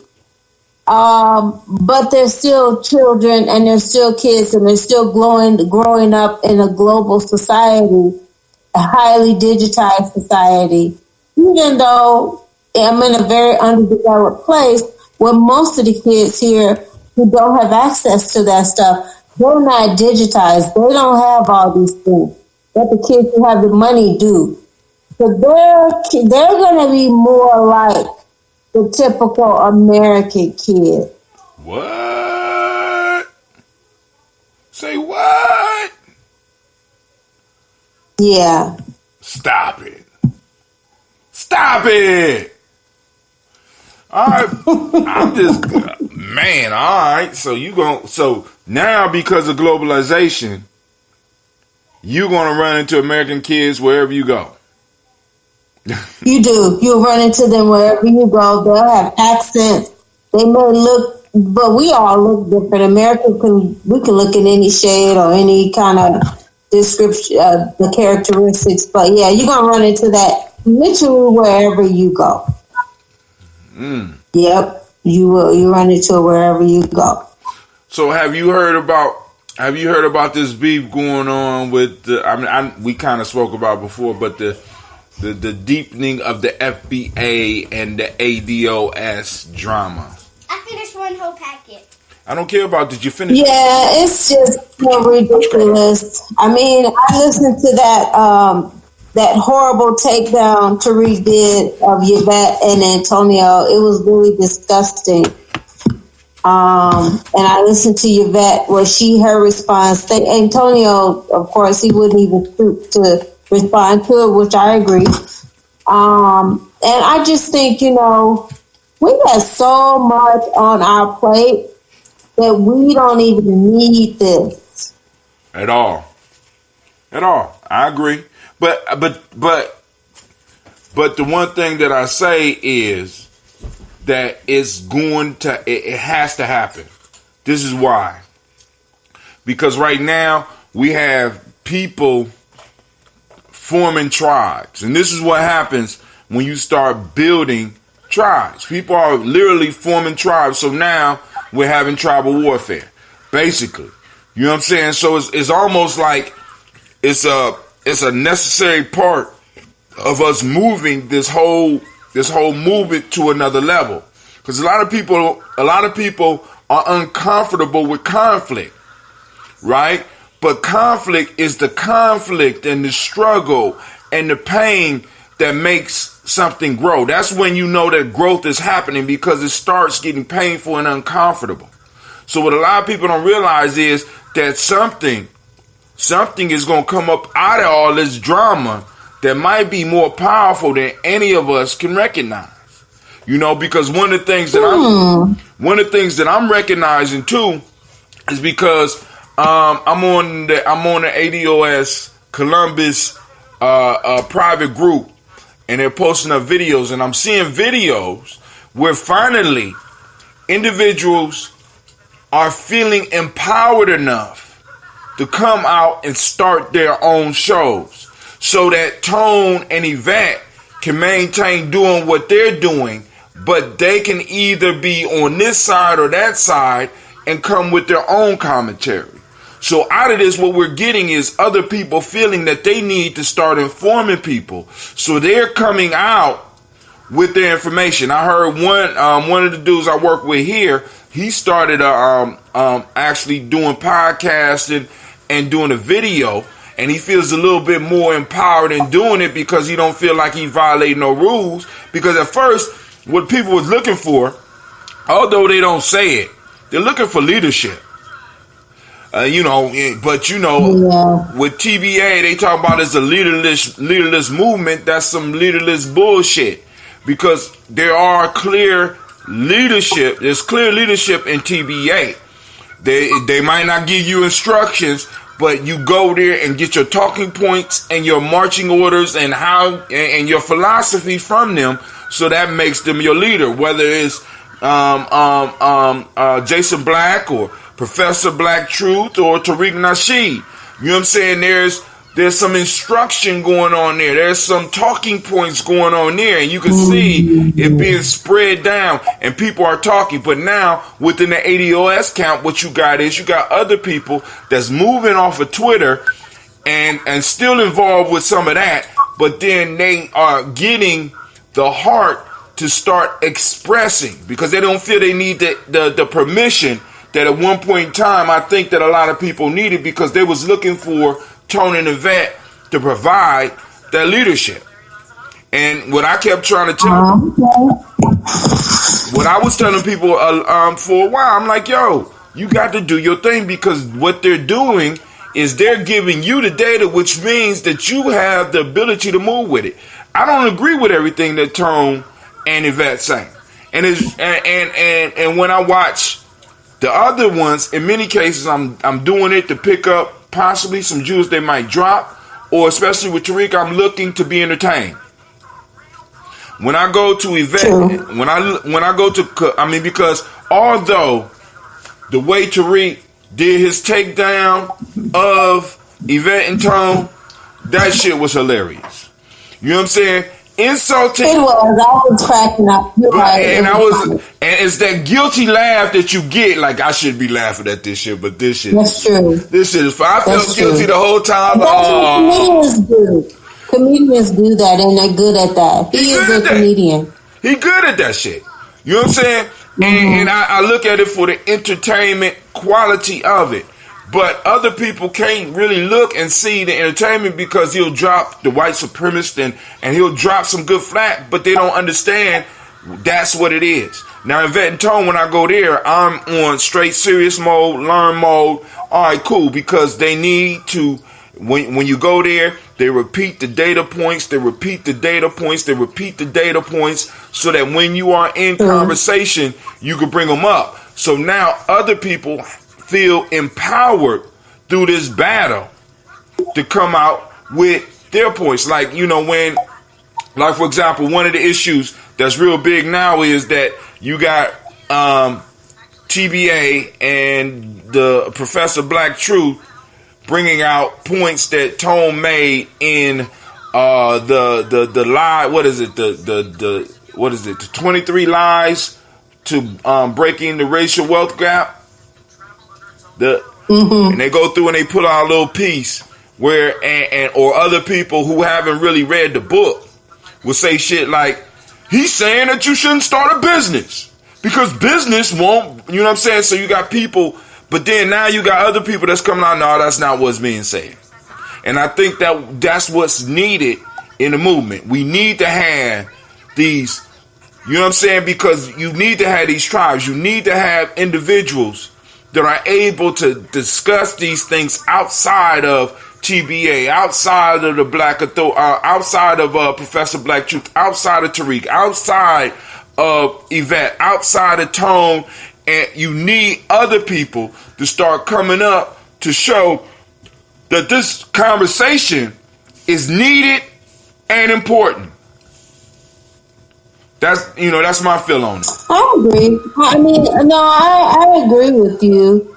I think, I listened to Tariq also. Some of it was entertaining, but part of it was a little bit scary. And when I listened to it, I don't know if it's still on YouTube, because I listened to it like right when it happened because of the time zone situation with him being in California. I can kind of get his stuff right when he does it. But cause I think he puts a lot of stuff out at night in California. But some of the things were really dangerous and scary. Some of the analogies he made. He did an analogy of Yvette and Tone to some of the people who set up Malcolm X. Yeah. That was dangerous considering the people who listened to him. Oh, but that's part of, because this is one of the reasons I tell people, our people, Gye-Nyame, you know what I'm saying, our family, I tell them to be careful of anybody that's doing the agent talk, right? I don't care who it is, because nowadays they don't need agents. We telling on ourselves. They tracking every move we make. You know what I'm saying? All they gotta do is all they gotta do. I mean, because it's almost like all of us is Agent Smith at any given time, and all you know what I'm saying? So it's like, boom, they adjust the algorithm, and a fool is now sitting up in your face with a gun because he mad about something you said online. So the agent talk is no longer is dangerous, not because there might be agents out there. It's dangerous because that's not the way they're coming at us anymore. They don't need agents. You understand what I'm saying? I mean, I could change. I mean, think about how quickly they were able to change the discussion from reparations to Yvette not having edges. Shit like that. You know what I'm saying? I mean, it's just simple shit. People, I agree. We're not monitoring that. A lot of us don't think about that, but this is what we're dealing with right now. So I've been in the game long enough to be like, man, shit, man, they stop recruiting niggas because niggas start telling on themselves a long time ago. R.A. Terrell said how they coming. They're coming through your cell phone. They're coming through the disinformation campaigns that happen online. They don't need for somebody to let them know where you're going to be at 3 o'clock because more than likely they already know where you at and they could predict where you going, brother. They don't need agents. We got people, and I'm talking to R.A. Torrey. Brother, listen, they don't need agents. We need to stop fooling ourselves. They don't need agents. You got the agent right now. You're communicating right now with the agent in your pocket, and many people around you. If you watch the Matrix, many people are like Agent Smith. Because remember, in the movie, what they told Neil was avoid crowds. Why? Because Agent Smith could take over anybody at any given time. It's simple shit out there that they could do. They could put on timelines to get people to get triggered to make you public enemy number one so they don't even have to kill you. Somebody that was just mad about something you said on YouTube or something you said on Instagram or something you said on Facebook, they'll come and they will kill you. It will. That's why when I listened to it, I was like, is he crazy? Does he realize what he's doing? Is he that callous? You don't care. And he carries himself as somebody who understands people like that. You know, when that SWAT team came to his house because they called and said he had bombs and guns in his house? I don't know if you remember when that happened, and he was actually on the news. You remember that? Oh, yeah. So, I hate to say this, and I know this is public. I'm wondering, did he set that up? See, and I'm going to say it because why was it just him and his wife and his young child? Where was everyone else? What you mean, where was everybody else? Just to get on TV. See, but now... Yeah, where was everyone else in his house? Ricky has those little boys. His daughter's always over there. Oh. Sometimes his mother is there. He always has a house full of people. And when that happened, nobody was home. It was just his wife, his daughter. I hate to say it, he probably didn't set it up because he didn't move right after that. But I don't know. Well, you got to remember. Just to give myself some legitimacy. Ice-T taught my generation when the police roll. 6 a.m, police at my door. You know, 6 a.m. They come early in the morning. Now, I'm not speculating whether or not he set it up. Whether he set it up or whether it's not, we know that it's a reality that this type of stuff can happen and a call could come from anybody. Now, the danger of that is that interaction with black men and police usually don't work out well.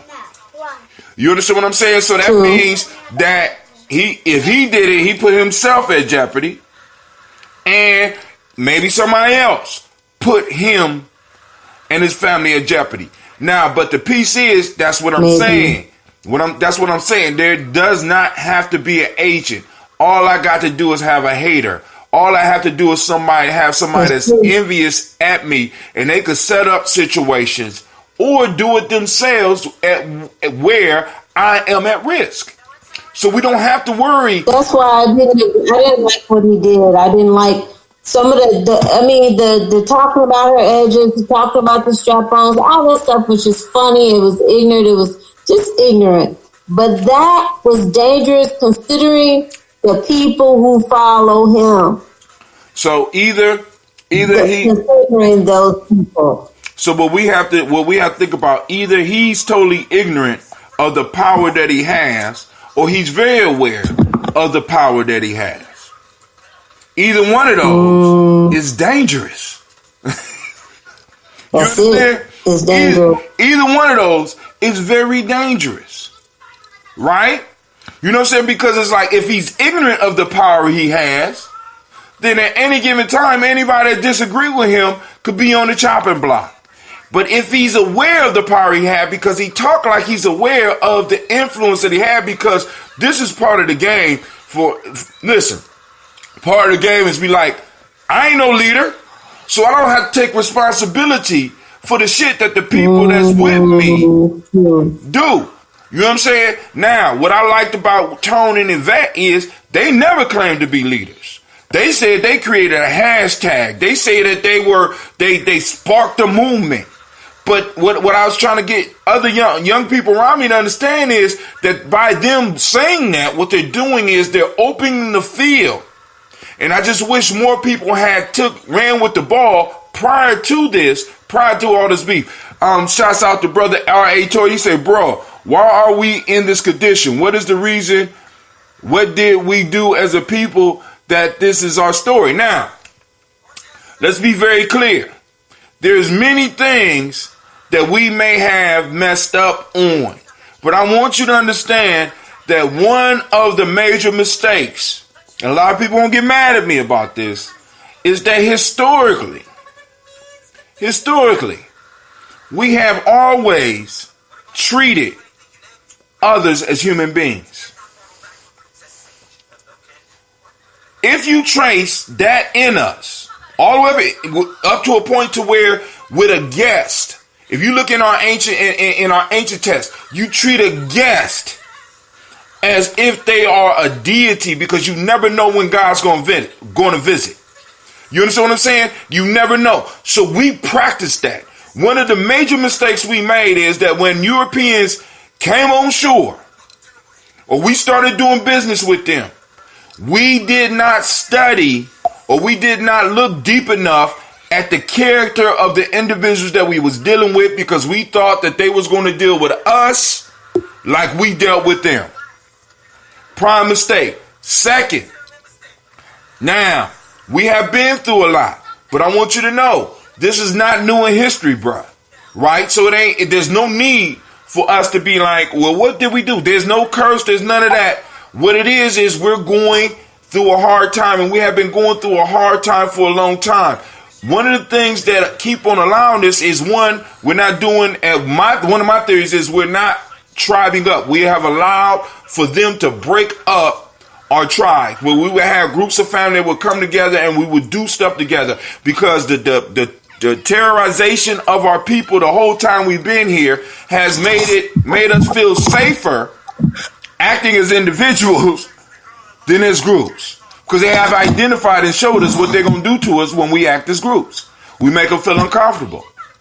Just like when you see, if you live in any of those cities right now, if you see a group of young black men walking together, it's a good chance the police is going to kind of break that up, because 3 or more of us is a threat in almost any situation.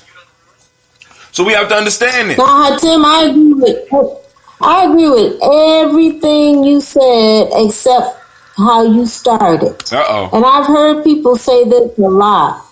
When you say we, you're really talking about Africans. Right.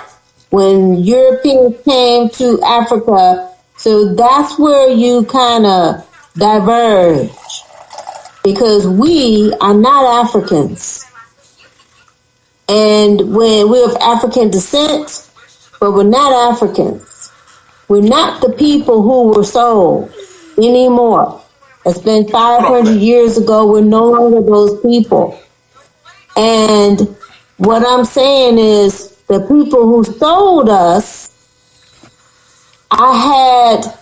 they didn't see my thing is they didn't see the value in us, the people they sold, the humans that they sold. And I don't think his question was about that. I don't think his question went that far back. No, okay. That's what I don't think. So that's my thing. I know a lot of people may not see it like that, but, I've been in Africa some time. I'm married to an African. I've been married almost 30 years. I spent a lot of time in Africa and with Africans, and I'm not indicting anyone. But what I'm saying is, if we want to look at the source, we need to take a real honest look at the source. Because from what I see, that is still the problem with this continent. You have a very 1%. Africa has a 1%. Yes, That's this percent that sold us, okay? And that's the percent that's still selling Africa and enriching themselves and leaving everyone else with nothing. And the whole continent with nothing.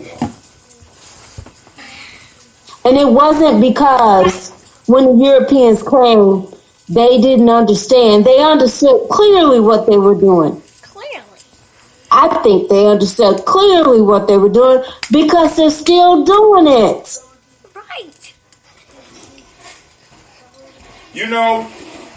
I wish I could argue, but God damn it, you got me. She got me. She got me. You know what I'm saying? I still, like I said, I was raised. My upbringing is Pan-African, and I kind of still look at us as a tribe of African people that have been separated. But I hear you, and I understand 100%, because we have been over here for 500. Well, according to the numbers now, I told you to stop doing that. It's real life here, Gye-Nyame Journey. We have been here for over 400 years, which is enough for us to understand that we are a different people. We are a different tribe. Now, I do count the African lineage, you know what I'm saying, that connection, but I do understand that we have become a totally different people, because I noticed it when I went over there. Although, my situation was a little bit different than people going over there touring right now, because I got to chill with the people. You know what I'm saying? The people that's really struggling over there. You know what I'm saying? So is a little bit different. Say again? It's a place where literally everybody struggles. Mm-hmm. Everybody struggles. It's a handful. The 1% don't struggle. You got the 1% who don't struggle. Then you got the people right up under them who are pretending that they're not struggling. Then you have those that can't even pretend. They just struggling. And that is generally everyone. Because those who aren't are so small. Like, Antonio, if you were to look at the data with Africa, then they don't even exist because that number is so small. Right. They would throw it out. They would call it a outlier. Yes. So basically, everybody here is struggling. Oh. And you know, I mean, and that, you know, part, you know what I'm saying? So, bro, take what you can out of there. Hopefully, in some form or fashion, we touched what you was looking for. But, you know, I'm just hoping it ain't one of those we cursed and shit like that. You know what I'm saying? It's just that we have work that we have to do in recognizing who we are. And that's what initially attracted me to ADOS, because like I said, the data and all that shit became very depressive when I would just listen to them, because I was looking for black voices to listen to on YouTube outside of watching my own goddamn shows. And I started listening. You know what I'm saying? And then, like I said, first it was the aspiration listens. You know what I'm saying? Where I would listen to the hip hop pastor. I would listen to Boyce Watkins, and then I started running across Yvette Cornell, and then some of the stuff she was saying, I'd be like, damn, that's depressing. But then I start thinking about it. It's not depressing. It's reality. It's reality. See, because I can't get out of what I'm in if I keep thinking I'm in something else. If I keep thinking that I'm having an aspiration problem and not being able to live up to my aspirations, then I'm going to keep on doing the shit to help lift up my aspirations, rather than stepping back and taking a real look and being like, the issue that I'm facing and the issue that my people facing has absolutely nothing to do with aspiration. Then I had to take a look at my family, because within all our families, we'll have basically our boomer generation tell us, our family had plenty of money. They gave it away. I got that in my family. We gave it away. We had land. We had this. We just gave it away. And you know what I'm saying? I'll be like, but damn, I mean, you know, nobody talking about Jim Crow. Nope, you're right. They won't talk about it. They don't talk about Jim Crow. They don't talk about nothing. I aspire to build a tribe that is able to sustain itself, and I also aspire to make sure that the United States government pay the debt that they owe to our people. That's my aspiration. He asked what my aspiration. That's my aspiration. Right? I have to build a tribe so that I can protect what we get. I have to go on and help my people heal, called lineage therapy. And I aspire to force the United States of America to face their initial sin and pay the debt that they owe for that to me and my children. And to those elders that are still alive. That's what I aspire to do. Now, and I know a lot of people, you know, but hey, Mr. Ari Torrey, thank you for the questions. And if you want to call in, the number is 614-556-4535. You said who? That was a good question. I said it was a good question. Right, I mean, those are good questions. I think for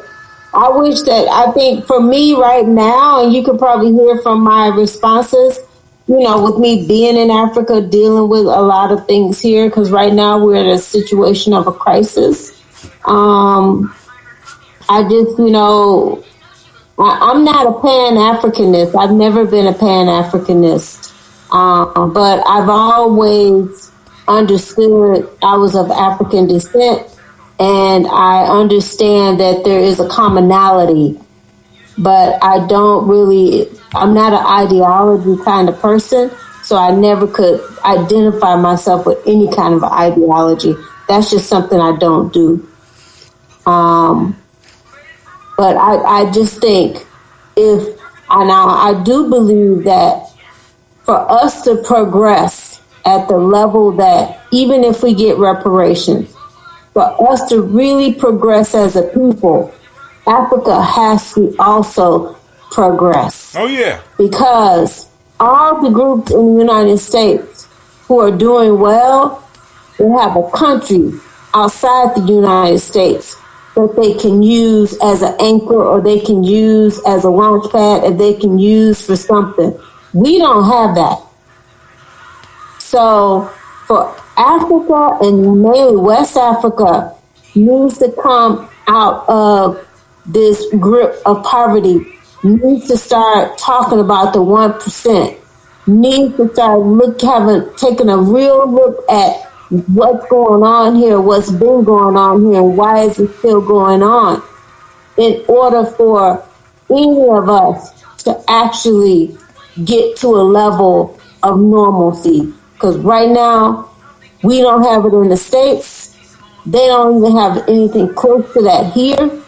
And so all we do now is our hand out, begging. Now, Mr. Torrey asked... That's how I believe it. I'm not a Pan-Africanist.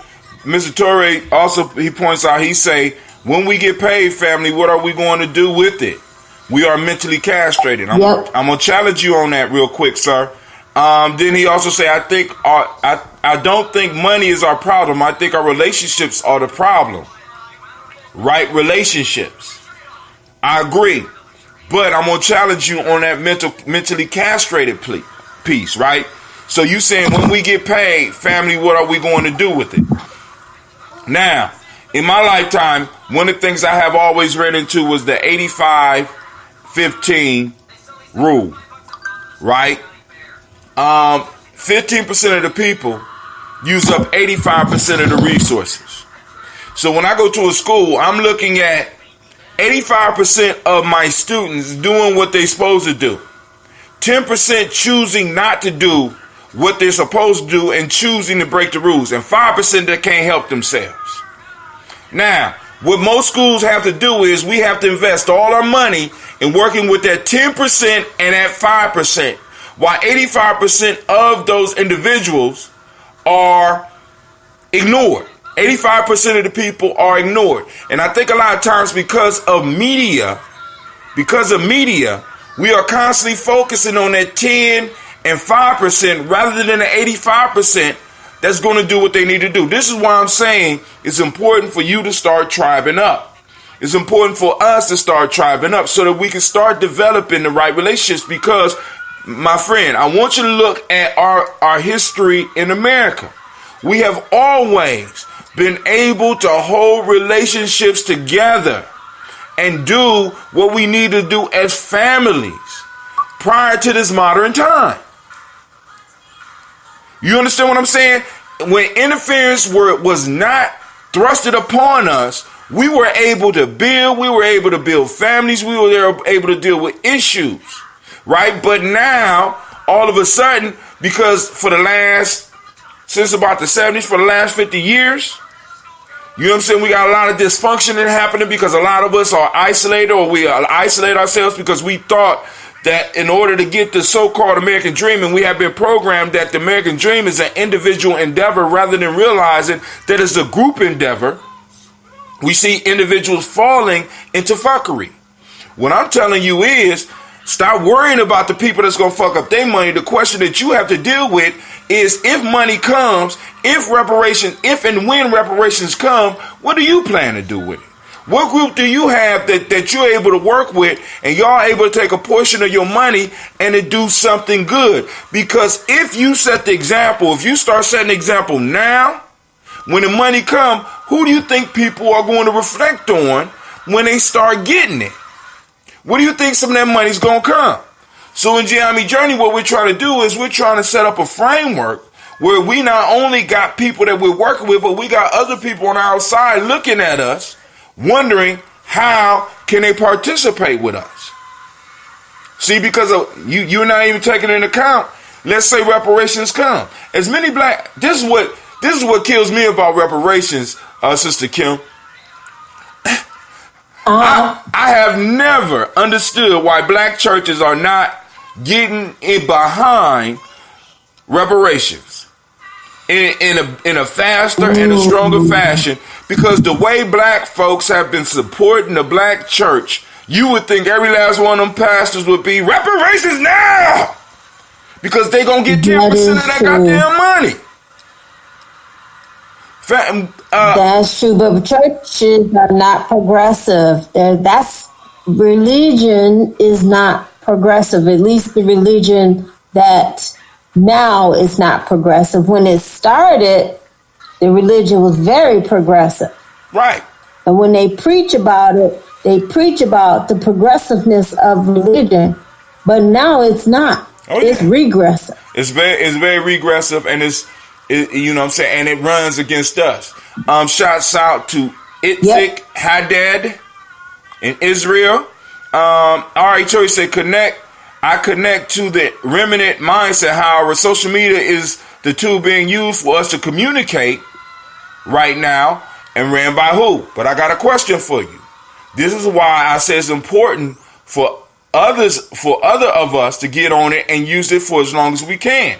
Because although I'm broadcasting over this internet, the internet is open up enough right now for me to have this conversation with you. So right now, it don't matter who's controlling it. What matters is what I'm using it for, right? I'm using it to discuss our issues. I'm using for us to talk about our healing. I'm using it to talk about what we need to talk about for as long as I can. And I'm trying to get people to register on other services with me so that if I do get blocked, I am able to connect with you on a whole nother level. Because we can't turn our back on social media, because it's because of social media now that we know what's going on all over the world. I don't know where you are, but we got Sister Kim calling in from Ouagadougou, Burkina Faso. We got another dude right here online from Israel right now. We got people from all over the United States using this tool to have communication and have discussions. So we have to be wise in how we use it. Of course, once again, we're focusing on the 15%.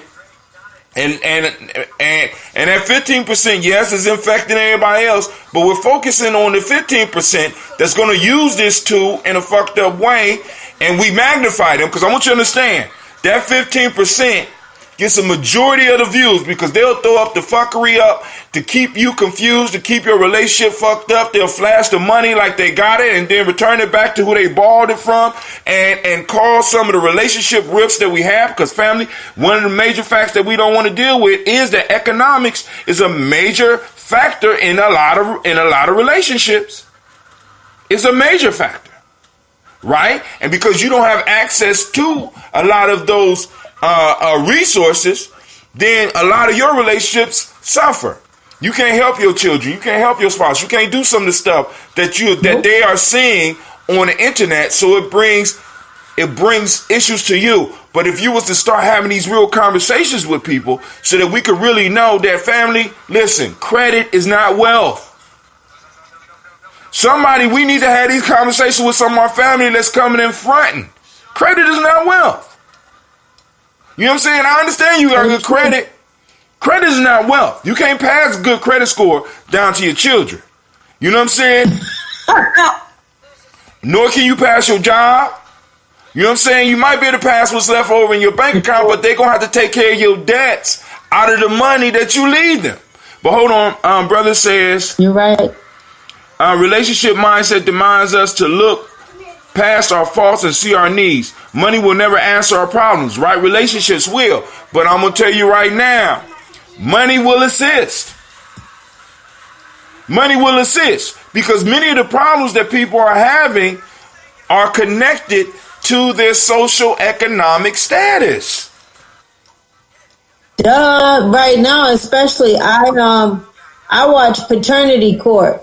Oh, God. That's a program I like watching. I know. But when you watch that show, and I watch it a lot, it tells you very clear that it's the economic situation, and that's why these people cannot form families. They're randomly getting involved in physical relationships with people, not forming families with people. And a lot of that, when you get down to the nitty gritty, it's because of finances.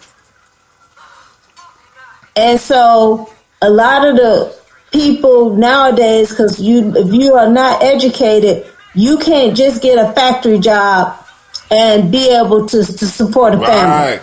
Right. Those days are gone. Ain't coming back. So they're out there hustling. They're out there Uber driving. They're working fast food.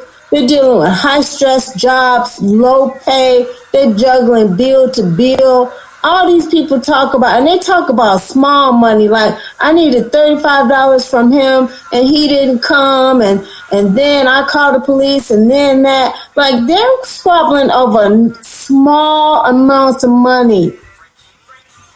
And so you can't tell me finances hasn't affected our relationships. Most of our families have been ruined right now because our economic base is being eroded. That's what I see. A nice vacation will solve a lot of problems. You know what I'm saying? Who said that? No, I'm just saying. I said a nice vacation. Huh? Oh man, listen. How much money you need for a nice vacation? Oh, that's what I'm saying. And people don't have that money. A nice vacation will solve a lot of issues. It won't solve them all because we have to have the true communication.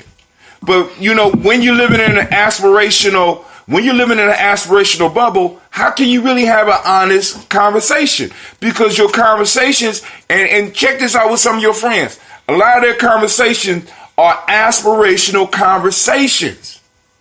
So they're not being honest with you. They're not necessarily lying, but they're having a conversation based on their future dreams, based on what they're going to be able to do in the future when this great idea hits. You understand? I mean, I know. And that's what's going on in our community right now. You know what I'm saying? We got a lot of aspirations. We got a lot of people think that they're going to get that big. All I need is that one hit. It only takes one hit. Sister Kim, I just need my album to sell. You know what I'm saying? I'm pushing it on the internet. I'm doing this. I'm doing that. You know what I'm saying? And so when I'm having a discussion with you, I'm having a discussion with you from an aspirational standpoint. Which is. No, I understand that we all suffer from that. I myself suffer from that aspirational thinking. Spending money on things because of aspirational thinking. I got a question for you real quick. We all suffer from that. Sister Kim, if you had the wealth. Yes. I have a question. If you had the wealth, would you still be in Burkina Faso right now? Oh no, that's easy. No. I told you why I'm still here. Exactly. That's one of the pieces I wanted to throw out there for the conversation that we're going to have, because other people are having these conversations. Because I hear the brother when he says that us having honest conversation will work, but most people can't have honest conversation because they're dealing from a place of aspiration. And this is what's being pumped on us right now. You got to believe. You got to get up and you got to grind early and work hard. You know what I'm saying? It's going to change the world for you. Super duper hard. We work super duper hard. You know, I mean, so super duper. Oh, you got to know what? And reality is right there. We can go out on Friday and Saturday, wake up on Sunday broke. You hitting it. And now the piece that we have to start dealing with is, why in many cases do we have to go out and spend our money like that? Because it's sort of like us giving ourselves therapy, because a lot of us are in places that we don't like, doing stuff that we don't want to do. You know what I'm saying? So I need therapy. So what we have to do is form groups where we can have honest conversations before a check is even cut. You know what I'm saying? In spite whether a check is cut or not. We need to have these real talks so that people can understand where we are, and we could start finding ways to work together. Cause for example, in one of the pieces that I'm gonna bring out is that as a community, we're one of the only communities in America that don't, Sister Kim pointed out, we don't have an anchor country that we can rely on. We have absolutely no place to go. This is it here, right now. You know what I'm saying? Far as our families. And we don't have a staple. We don't have nothing that we can agree on as a group that we will only purchase from us. Everything for us we don't. is a throw up. You'll never see a Chinese or a Korean individual walk into an African store and buy rice. They buy that strictly from them. You'll never see an Indian or a Korean walk into a black hair care product to buy hair care products for them. Nope. Never. You know what I'm saying? So I'm just... They won't even make that mistake. They won't even make that mistake. No. And slip up and do it. It's like something they can't do. Let me tell you, here in Ouagadougou, we have... They ride a lot of motorcycles here. So, of course, you have Yamaha, and then they have motorcycles made by a Filipino company. Then they have these motorcycles made by Indian. You have some Indians here, and I always look. I never, ever seen an Indian on a motorcycle that's not from the Indian company. They don't slip up and ride a Yamaha. They always on an Indian-made motorcycle. And that's what they do. And that's part of the conversation that we got to have. You know what I'm saying? Because what ADOS has provided, regardless of whether you're going FBA or whatever, what these groups allow us to do is to set around first a mental border. What's allowed, what actions are allowed, what behaviors are allowed, and which ones are not. To where you have a border where you are able to start accepting in as well as excluding. And then eventually we're going to be able to do that in an economic framework. But us being in America in the way we were, where anybody could be adopted in, and if you could do the Dougie, whether you was white or whatever, you could come in. No, y'all could partake of the culture. If that's what you want, you could pay you know what I'm saying? You could pay if you want to. But there are certain things that are not allowed within our culture, and there's certain things that we will not allow far as people to make a physical come up, make an economic come up on us. Like right now in Columbus, we have we got the ability to grow all the greens that black folks need. I ain't gonna say that all of us need, but a good. Let's say about 5%. We might be able to get about 5% out, but I'm quite sure if we put our money together and say we, get a large enough group, or say we ain't buying greens for nobody else but these groups. Shea butter, you know what I'm saying? We got people in Africa right now that could go, or that know Africa well enough to go and get it back wholesale so that we could go and make. It's certain things that we could decide as a group that we aren't going to purchase from nobody else but us. That's part of the healing. That's part of the healing, because one of the things that a lot of people don't want to deal with is that, and I keep on mentioning this, that commerce is cultural. It's part of culture. We the only ones that think culture is just about how you dress and how you look, not realizing that how dressing is an economic thing. Politics is a cultural thing. We don't understand the connections. How do we relate without a relationship? Nobody is arguing a point about us not relating or not or even knocking down the importance of relationships. What I'm saying to you is that part of a relationship is being able to take care of certain responsibilities, and the way that the world has always made, how can I put it? Responsibility always has a cost. Whether the cost was being able to catch a rabbit, or whether the cost is holding some type of job so that you could take care of those around you. Relationships aren't free. They never have been. You know what I'm saying? Even in the animal kingdom.